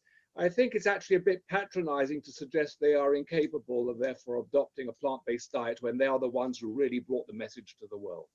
So it's not a simple matter to generalize. There are certainly places where it is problematic, but we've seen that we can actually provide skills for those people to develop agriculture in a ways that they have lost, that once upon a time were part of their culture, but were lost through deforestation and through an over-intensive use of animal of herding. So I think it's certainly possible to recapture that. I don't think the situation is black and white in any way whatsoever. Okay. Nevertheless, I do accept that there are some serious problems with regards to the whole vegan industry in terms of, again, of consumerism. It's not a simple situation. But let me just respond with a very trite, but I think true comment, which is that we are all on a journey here. None of us is perfect, and none of us is ever going to be able to lead a perfect life. But we can do our best to avoid that which is destructive, that which is immoral, and to pursue as responsible, healthy, and as ethical a dietary life as possible. And that, I think, has clear enough implications for every one of us, and none of those legitimate alternative arguments that have been made should distract us from our own individual responsibilities and obligations. Thank you. Mr. Malkhat, a brief comment before we open the floor to other people.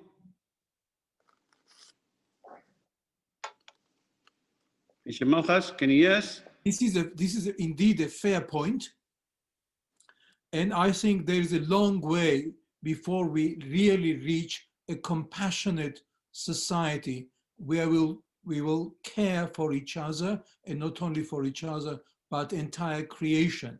But on the way, I'm sure that there are going to be abuses of industrialization of everything we touch as human beings. And therefore, it seems really time to learn how to handle industrialization as well as greed, human greed, whenever it happens in our lives. Okay. Thank you. Victor Beg, any comment on this? That it's a middle class fad and that many poorer countries can't actually afford it?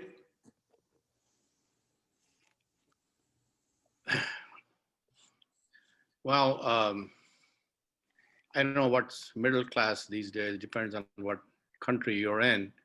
You know, I see all these big lines here, people unemployed, looking for food after this pandemic, especially. So, you know, I mean, people have to eat what they find.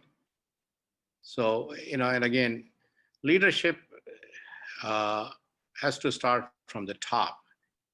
And to be honest with you, I don't see, at least in my country here,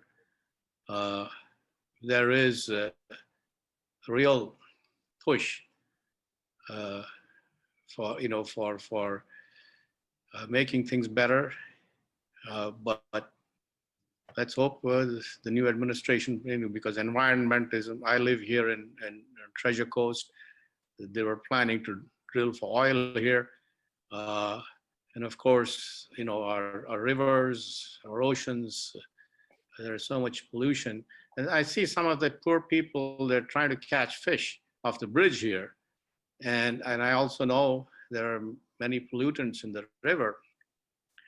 You know, it's a tough question. I don't know if I have a simple answer for that. That's a fair point. Okay, let us move on, if I may. Any other questions out there, please? Could I please respond to that? Yeah, okay, Lisa. Thank you. So I just want to say that calling it it is true, I think, when it was said that this isn't a fad, this is the oldest way of eating. It's only fairly recently when we started eating so many animal products. And I think that, well, in several of the pieces of writing that I've done an actual analysis, and 60% of the land now used for cultivation would be released back to natural environment, because it takes so much more land for us to produce meat products or dairy products or eggs than it takes to eat directly from the land. So it's simply incorrect to think that it is more expensive or requires more land to have a vegan diet. And I'm going to stay with the vegan and be very clear that I'm not talking about a vegetarian diet, because that entails more land use. So it is not more expensive to be a vegan unless you're buying, you know, the kind of products that are made these days that are the so-called alternatives. It's actually, and again, I've done an analysis of this in writing that I've done. How much cheaper does it get than grains and vegetables? It's very inexpensive comparatively speaking. So just being careful that the information we put on the table is right, and that it is not more expensive, unless you're going to buy those specialized products, to have a vegan diet. And also the point that when we're eating meat, dairy, and eggs, we're actually creating poverty in the world. Because, for example, 70% of the grains that we raise are fed to animals, chickens, turkeys, cattle, sheep. And if we fed that directly to people, if you actually do analysis of it, for example, what a person eating grains in a country like India eats in 8 days, or in a year's time, a dairy cow, which is lactating, that eats 54 pounds of grain a week, a cow eats in a week what a person would eat in a year. So just being very clear what we put on the table here for what the actual facts are for how we can best protect people and the planet. Thank you. Okay, thank you. Let me get some other people in. Yeah, I've got a comment to make.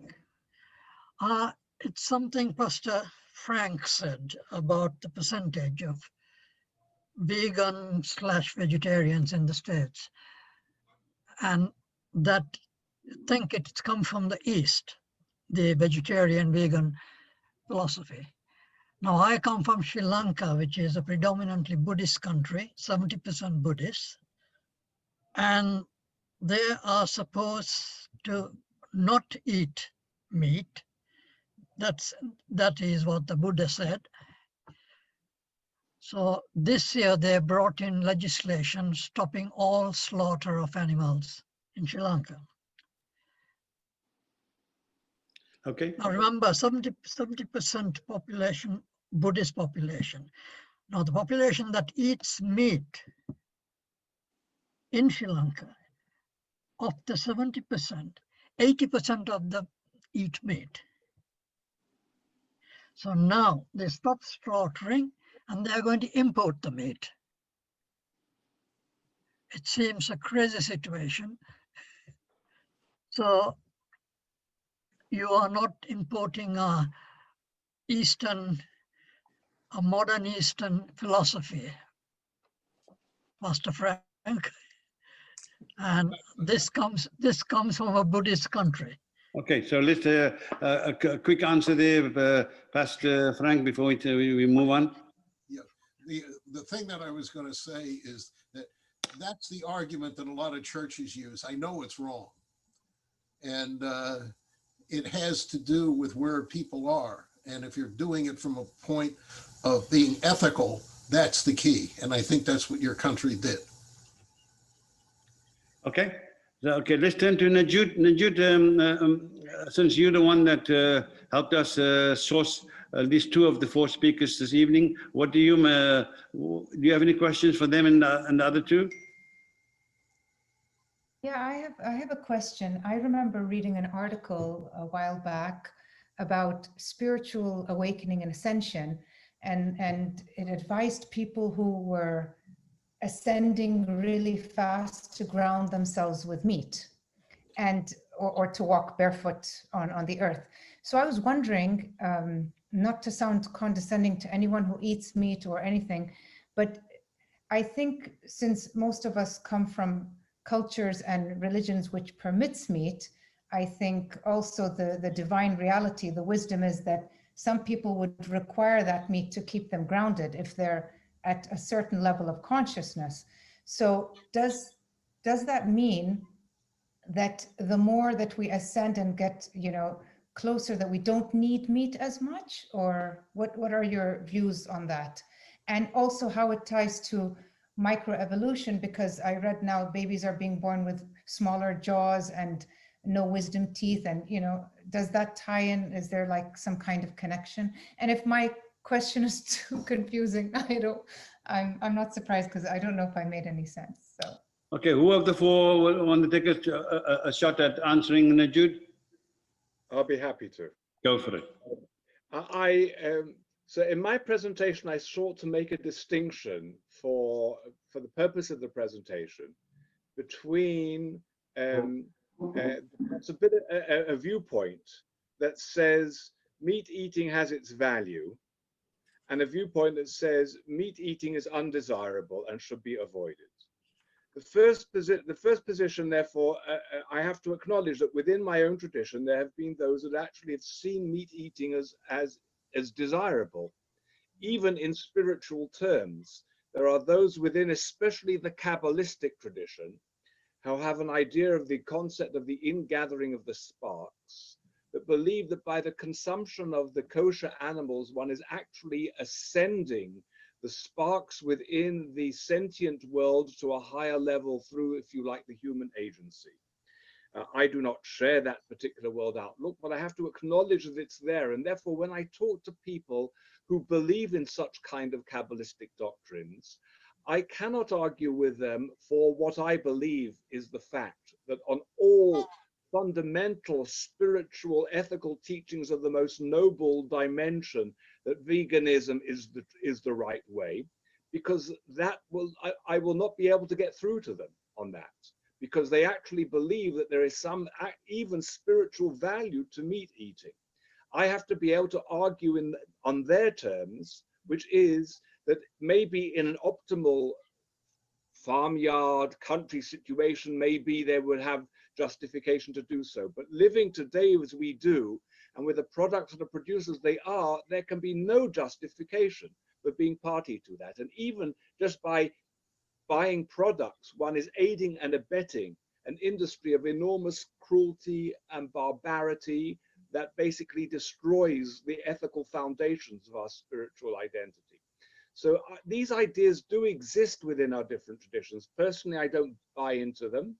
And I would also point to those Kabbalists that say, I would point that Rabbi Luria, who is known as the Ari, the great lion, who was arguably one of the most notable personalities in the Kabbalistic tradition, actually specifically enjoined to avoid meat as much as possible, and specifically wrote to that effect. And there are those who would argue other aspects with regards to Sabbath and festival celebration, that you can only truly celebrate if you are actually eating meat. And of course, again, it's an easy argument to be able to combat, because that's only if you like meat is it considered to be a celebration. There's certainly no obligation to be able to partake of something that you don't like or that you think in any way is wrong under the particular circumstances. But one has to argue the case, which I believe is our responsibility to do so, in a manner that people can hear. And therefore, you've got to be able to utilize, if you like, the codes and points of reference that are valid to them.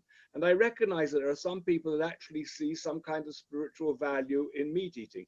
As much as I reject it, I have to be able to argue the case with them on their terms, so that I can persuade them that at least under the present circumstances, they should desist.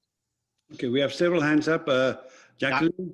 I wanted to, I just wanted to comment. I wanted to ask Najut first, are you talking about the avoiding meat in order to have that spiritual ascension? Is that what your question was? Yeah, it's actually the reverse. I'm saying as we ascend, if somebody ascends too fast, they tell them sometimes, to walk around barefoot or ground, how is it related? How would meat eating be related to spiritual ascension? So when we do awaken, like especially as Rabbi David was saying today, is there an ethical reason to be eating meat today when we see the industry? Because even, for example, in Islam, if we're talking about halal, nobody's killing meat in the halal way today, because they're all being transferred.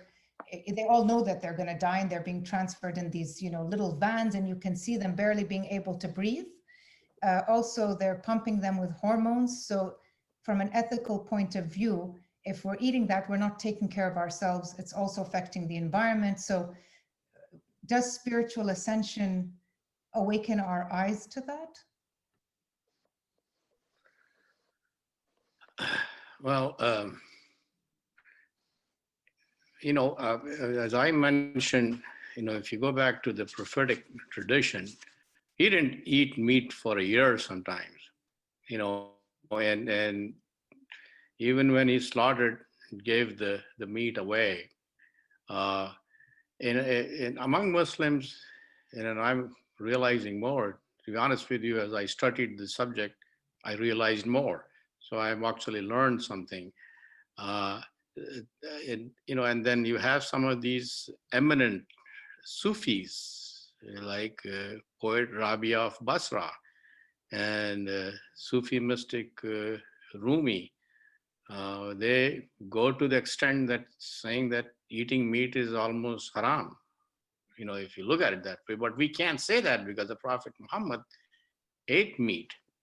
So, I mean, if you consider him as a model of higher spirituality, so, you can't really, I mean, of course, we have Eid al-Adha, where we sacrifice a lamb in commemoration of Prophet Abraham, Isaac. But nowadays, what we do, I mean, we don't slaughter a lamb here. We send the money to the poor. And India or Africa or wherever we can. Okay. We're running a bit short of time, Khalid Beg, so I really need to move on. Let me first, since we're talking about Eid and slaughtering all of these animals, Salim Arif in Johannesburg, do you have any comments to make? Yes, please. Assalamu alaikum to everybody. Shalom. Good evening. Rabbi David Rosenberg, you impressed me very much, and there is really no ethical reason why we should be such ferocious hunters, killers, and murderers in this 21st century. For Mr. Beg, I have a question. What would you say about the mass circus that happens once a year, where millions of animals are shipped into the Arab world, Saudi Arabia, shipped in containers on the oceans where they can barely breathe, and then all these animals are slaughtered in the name of a God that doesn't eat meat? Before you answer, I would like you to reference not so much Rabia of Basra, because I can tell you about Suhaida from Sudan. I want you to be a little bit more fixed and talk about the world as it is today. And in today's world, the Quran guides us very clearly in Surah 5:3, and it says, unlawful to you is carrion, dead meat, blood, forbidden, the flesh of swine, forbidden, and that which is offered in the name of any other than God, and also the animal that strangles, one that is beaten down, and the animal that falls to death by itself.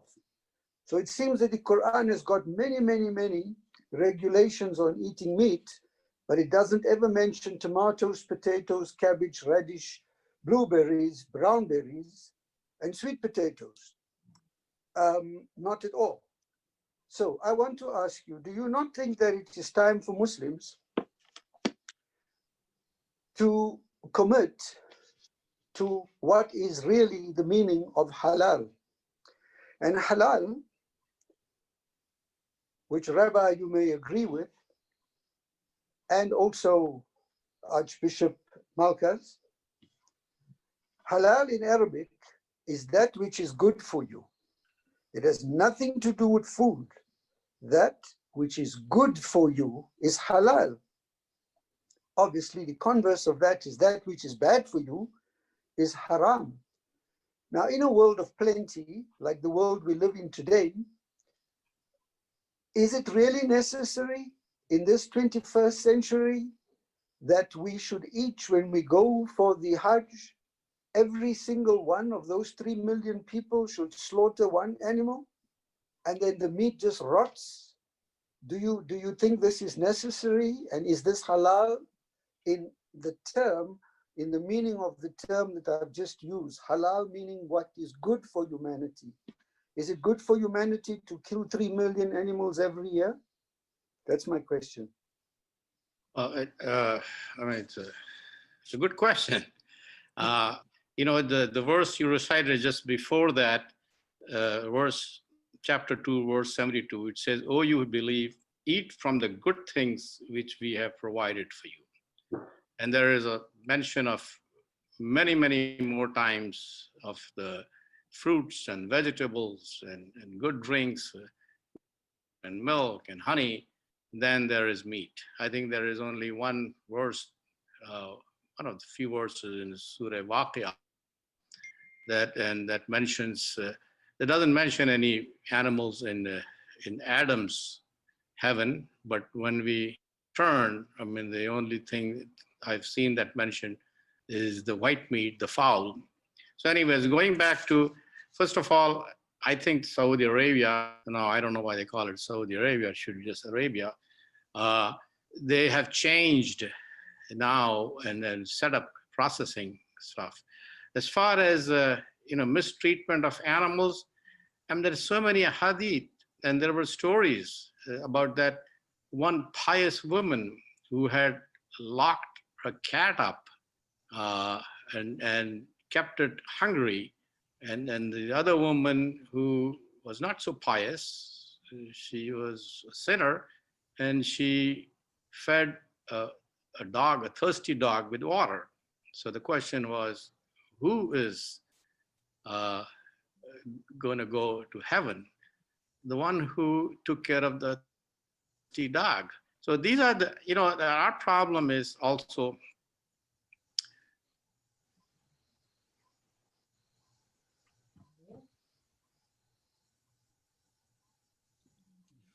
Okay. Sorry. Can you, I think we've lost him. All right, let's just move on. Time is running short. Jacqueline, did you have a question? Yes, I do have a question. Apologies, my video isn't working. I would just like to ask the speakers, so what is your viewpoint on imposing a restrictive diet on children? Not so much the vegetarian diet, but a vegan diet. From a medical point of view, not all of the nutrients that certainly a growing child needs can be fulfilled by a vegan diet. There has to be supplementation to be able to make it fully nutritious. And supplements cost money, and I agree with one of the previous questions that this is something that the well-to-do can afford, that those with additional income can afford, and it is not a suitable thing to suggest for poor communities. And I don't say poor countries, but poor communities, and these are poor communities sometimes in first world countries that cannot afford to buy supplements to actually supplement a vegan diet. I've got no problem with a vegetarian diet. As you might hear from my tone of voice, I'm a medic. I have no problem with a vegetarian diet, which if it is has enough resources, you can get all of your nutrients from a vegetarian diet, but that is not possible from a vegan diet. And I have no problem with an adult making an ethical decision about this, but do we have the right to impose this on our children? Thank you. Okay, Bishop Malchus, let you I'll give you the first crack of the whip on this one, this question. The first rule and first commandment is don't harm. We can't harm anybody, especially the children. And therefore, the welfare of children and those who are under the care of us should be taken extremely seriously. Imposition has no justification whatsoever. So, but with due respect, Bishop, I mean, so if you or someone who's a committed vegan couple, and they are insisting now that their children should be have a exclusively vegan diet, and now according to the doctor, this is not all the nutrients are there. What happens in that case? Well, this is the same with blood transfusion when it comes to Jehovah's Witnesses. The life of individual should be taken as sacred and treated as sacred, and therefore imposition has no justification. Okay, Rabbi Rosen, Rabbi David, can you answer this medic's question? I'm not a medical authority, but I can respond that the American Dietetic Association and famous dietitians like Dr. Michael Clapper and many of the greatest authorities have said categorically that what the lady is saying is rubbish, and that a healthy, well-planned vegan diet is actually much better than pouring poisons that come also from dairy products coming from cows injected with hormones and antibiotics, which are also carried through, or from the problematic aspects of the egg industry. It's a matter of being responsible. And in a final analysis, I would say that the argument against any dietary imposition could be leveled against all religious traditions that have the value of diet in that respect. And in the end, it's a responsibility to decide what are your priorities. And your priorities therefore have to take into account the various ethical responsibilities, including providing for the health. Thank God, we have brought up children and grandchildren, vegan diets, and been healthier than their classmates. And we haven't seen any particular problems there whatsoever. Thank you. Pastor Frank, you want to add to that, or a different perspective on that? Well, part of it's the same as Rabbi Rosen did. As he mentioned, we've seen the same kind of things.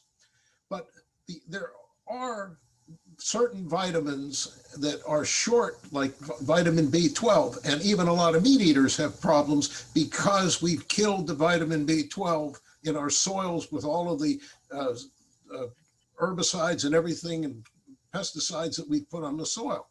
So we still need to supplement some of the diets. It's not just children's, it's even adults that need this problem.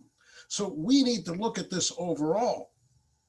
And but I agree that there is, you know, and I'm sorry, Jacqueline, I've seen the same types of arguments that you have, but there's no foundation for it. We can't find any, because the children that grow up on a vegan diet are more healthy than the ones that don't. Okay, before I get to back to Paula Grossman, Dan McVeigh, anything to comment on? Thank you. I've really enjoyed the presentations today. Thank you to all the presenters. I've learned a lot, but I do have one question.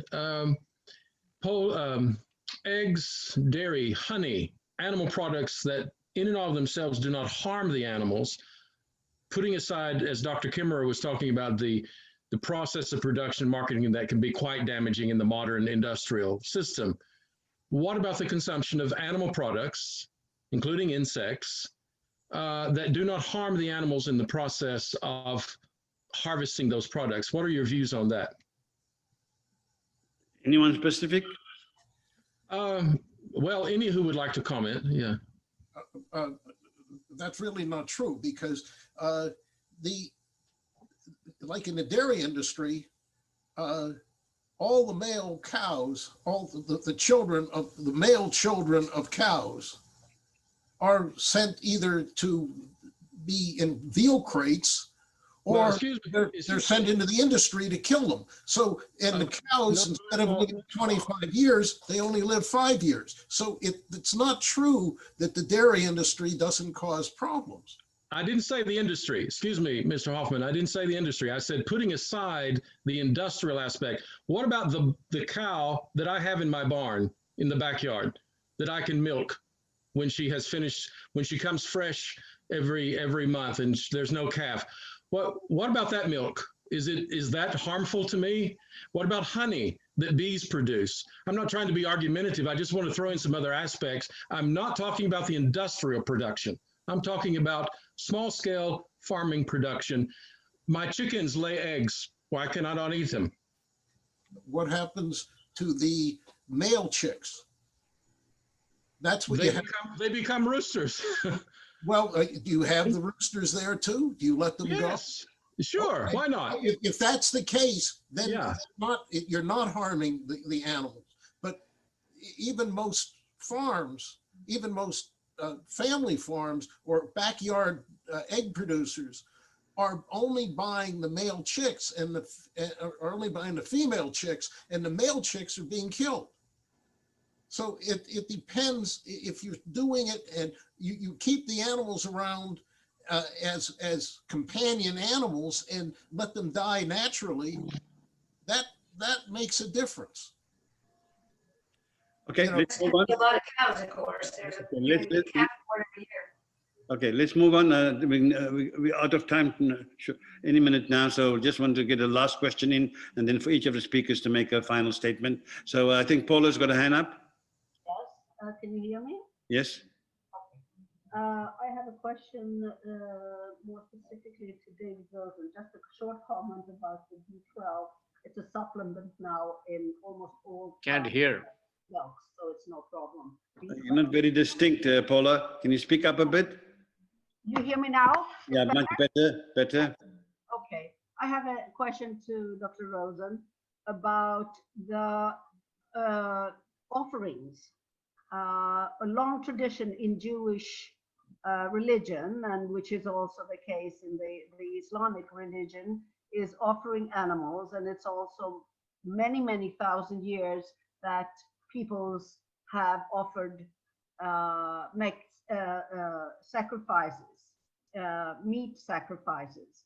And what is your opinion on how do you see it that it was used in the temple and it was something that was looked upon as a very good deed to sacrifice, and now we shall turn against this and say this is not good? I have all the answers of saying this is not good, but from a religious point of view.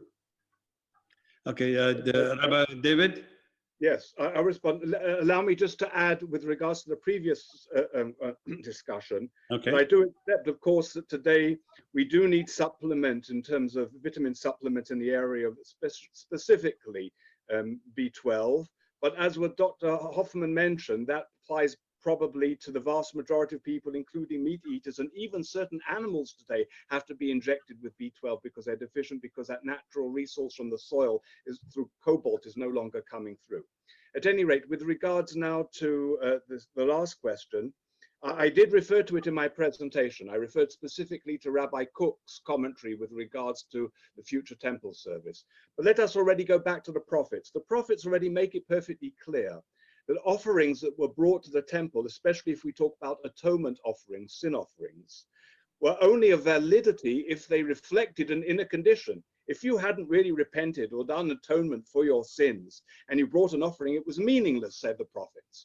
And that the sages of the Talmud reiterate. They go further and they say after the temple has been destroyed, atonement comes through prayer and through charity. And therefore we recite on the Day of Atonement that it is repentance, prayer, and charity that avert evil decrees. In other words, we actually have the power within ourselves.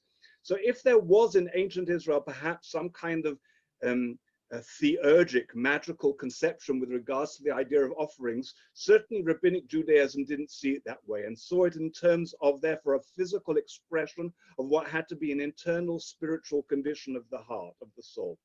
And as I indicated, all the offerings Rabbi Cook indicates, and in fact, before that, even Rabbi Joseph Albo, going back to the Middle Ages, and the Abarbanel, all indicated that, in fact, there are, if you look in the laws in the book of Leviticus, always, if you like, a vegetarian, a vegan option when you brought to offerings. You could bring different possibilities with that. And there is a quote specifically of our sages, which Rabbi Cook refers to, of our ancient sages say, in future times, Yibatlu kol korbanot, all the offerings will be annulled, chutz mi korban mincha, except for the gift offering. And the gift offering was specifically an offering that came through meal, and it was offered in terms of meal.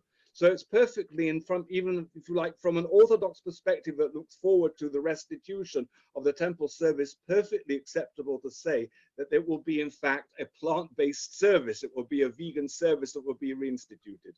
The one thing I will grant you that I cannot argue against my colleagues within Orthodoxy concerns the Paschal offering, and that there is an obligation within the Torah, within the Pentateuch, that for the Paschal lamb that was eaten once a year. And therefore I can only say to them that, of course, this is a theoretical matter, so it will not be relevant until the final Messianic Advent. And when the Messiah comes, we will ask him, and I will do whatever he says, and I'm pretty sure that he will tell us we will find some form of vegan alternative. Thank you. Okay, one final question, and then we'll have summing up, and we'll take the reverse order of when we're summing up. Any final question out there? No one else has one. Okay, go for it, Lisa. I'd love to hear from each of you who actually do advocate for a vegan diet, vegetarian if you must. what has worked best? What scripture works best? What argument is the most powerful? I'm interested in your knowing from your experience, please. Thank you. Bishop Malchus, you want to answer that? I could not hear the question. Okay, can you repeat yourself, please, Lisa? Yes, of course.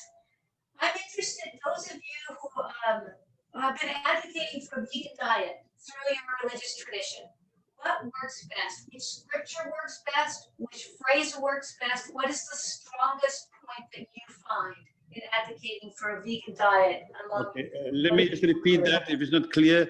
So Lisa's asking, what is the most compelling argument for you to be a vegan or a vegetarian? Is it scripture or whatever the case may be? Well, I think that the strongest argument is a sense of empathy with the living creatures. And I think this is much stronger than any scriptural quotations or traditions, because we need to go beyond these traditions, because we have got reality to face and adjust to this reality.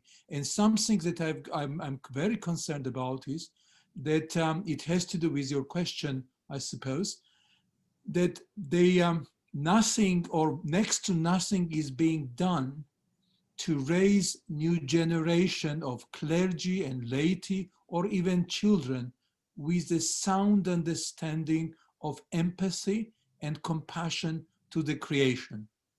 Thank you. Victor Khalid, would you want to, Beg, would you want to say something on this question? Yeah, you know, I quoted the prophetic sayings and his reaction to his companion who was a vegetarian. So as far as I'm concerned, Prophet Muhammad preferred to be a vegetarian. I know, however, he didn't prohibit, neither the Quran prohibits meat. And we as humans have a choice.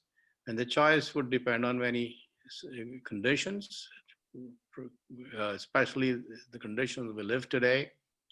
And we have to make, in good conscience, those decisions. So, and I don't see anything different, you know, although meat is halal, certain types of meat. However, it's something that hasn't been made obligatory on us. At the same time, it has been allowed because, see, we don't know what circumstances we're going to be in. In desert, the camel was the only animal. There was no plants or fruits or anything around. And how are they going to survive? So, I mean, there are circumstantial, and, you know, Muslims can even eat pork if it comes to it, because life is priority. So again, if I'm answering your questions or not, but you know, to be honest with you, I'm leaning to be more vegetarian. I'm semi-vegetarian, and we restrict our diet. We don't eat red meats, and we don't sacrifice animals, although it's sacrificed someplace else. We send the money out. So God has given us a choice, and there is no prohibition against one way of life or the other. So you choose what's the right thing to do. And in most circumstances in today's time, it's the right thing to do. To eat vegetables, even they have to be screened. You know, you have many pesticides these days, and the corn is grown differently than it used to grow.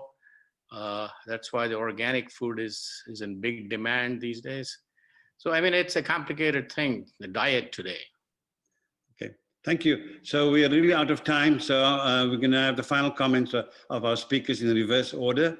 So we'll start with Pastor Frank, then with Khalid Beg, then we come to Bishop Malchus, and then the final speaker will be Rabbi David. So Pastor Frank, your concluding thoughts? Main thing, I think, is if people look at everything that's going on around them with empathy and really care about the harm they may be causing to anybody else and what they can do to bring peace to the people and the animals around them will choose probably to be vegans. So I think that's the way. Okay, thank you, Pastor Frank. Ghalib Beg, please. Well, I just want to quickly, first of all, thank Najud for considering me to be on, and I've, as much as I've contributed, I've learned a lot. And based on the premise that Islam has ordained and our Abrahamic faiths, us to be the stewards and protectors of this planet, we have an obligation. And the bigger obligation I feel, and as a community activist, as an organizer, we need an effort in our communities, through our congregations, through sermons, through documentaries, whatever.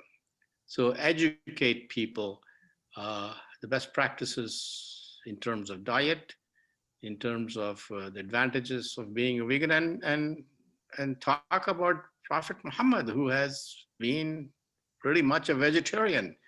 People kind of sometimes, they're shocked when I say that. And everything I read about his life, he was. He lived on date and water for months. You didn't see any smoke coming out of the stack of his home. So those are the things I think education is critically important. So if we can,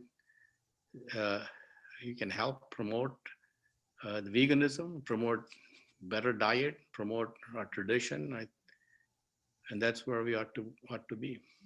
Thank you. Bishop Malchus? Well, I can't agree with Mr. Beck. I think it is very important to invest more time and energy in education, in supporting people who are educating others, especially clergy and laity and teachers and others, because this is not a simple issue, and it is a part of the bigger issue that we are facing as humanity, and therefore it is very important to take it into consideration and be serious about it. Thank you. Finally, Rabbi David. Allow me to resonate with something that Pastor Frank mentioned.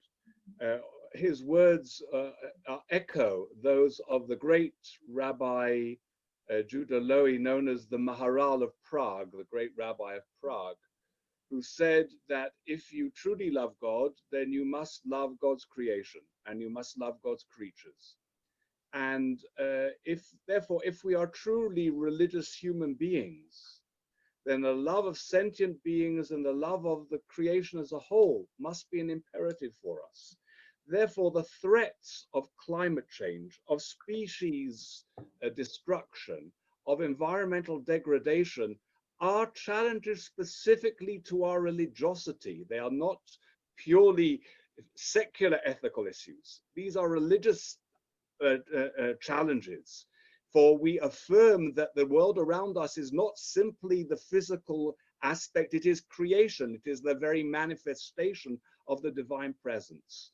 And as Maimonides said, the more we know about it and the more we love it, the closer we are, therefore, to God himself. And therefore, I would say that a vegan diet is the diet that brings us closest to the love of God. Thank you very much, everyone. I think this has been a truly enlightening and informative session for everyone. I learned a great deal, and hopefully so did the rest of you. And I need to thank all of our four great and esteemed speakers. They've given their time and their knowledge and the expertise, and you can see they're quite passionate about the subject. And I think hopefully that we will reach 50% plus one in our lifetime. Let's hope for 50% plus one in our lifetime everywhere. Just a reminder before we leave, our next Interfaith webinar is on the 30th of December, Wednesday, 30th of December, and we'll be looking at the issue of celebrations and the contagion. What do the great religions teach about how do you celebrate all the high holy days in the various faiths during the time of pestilence and pandemic? So hope to see all of you in a month's time. And shalom, salam, peace to everyone. Goodbye, everyone. Thank you very much, Dr. Thank you. Bye. Thank you, everyone.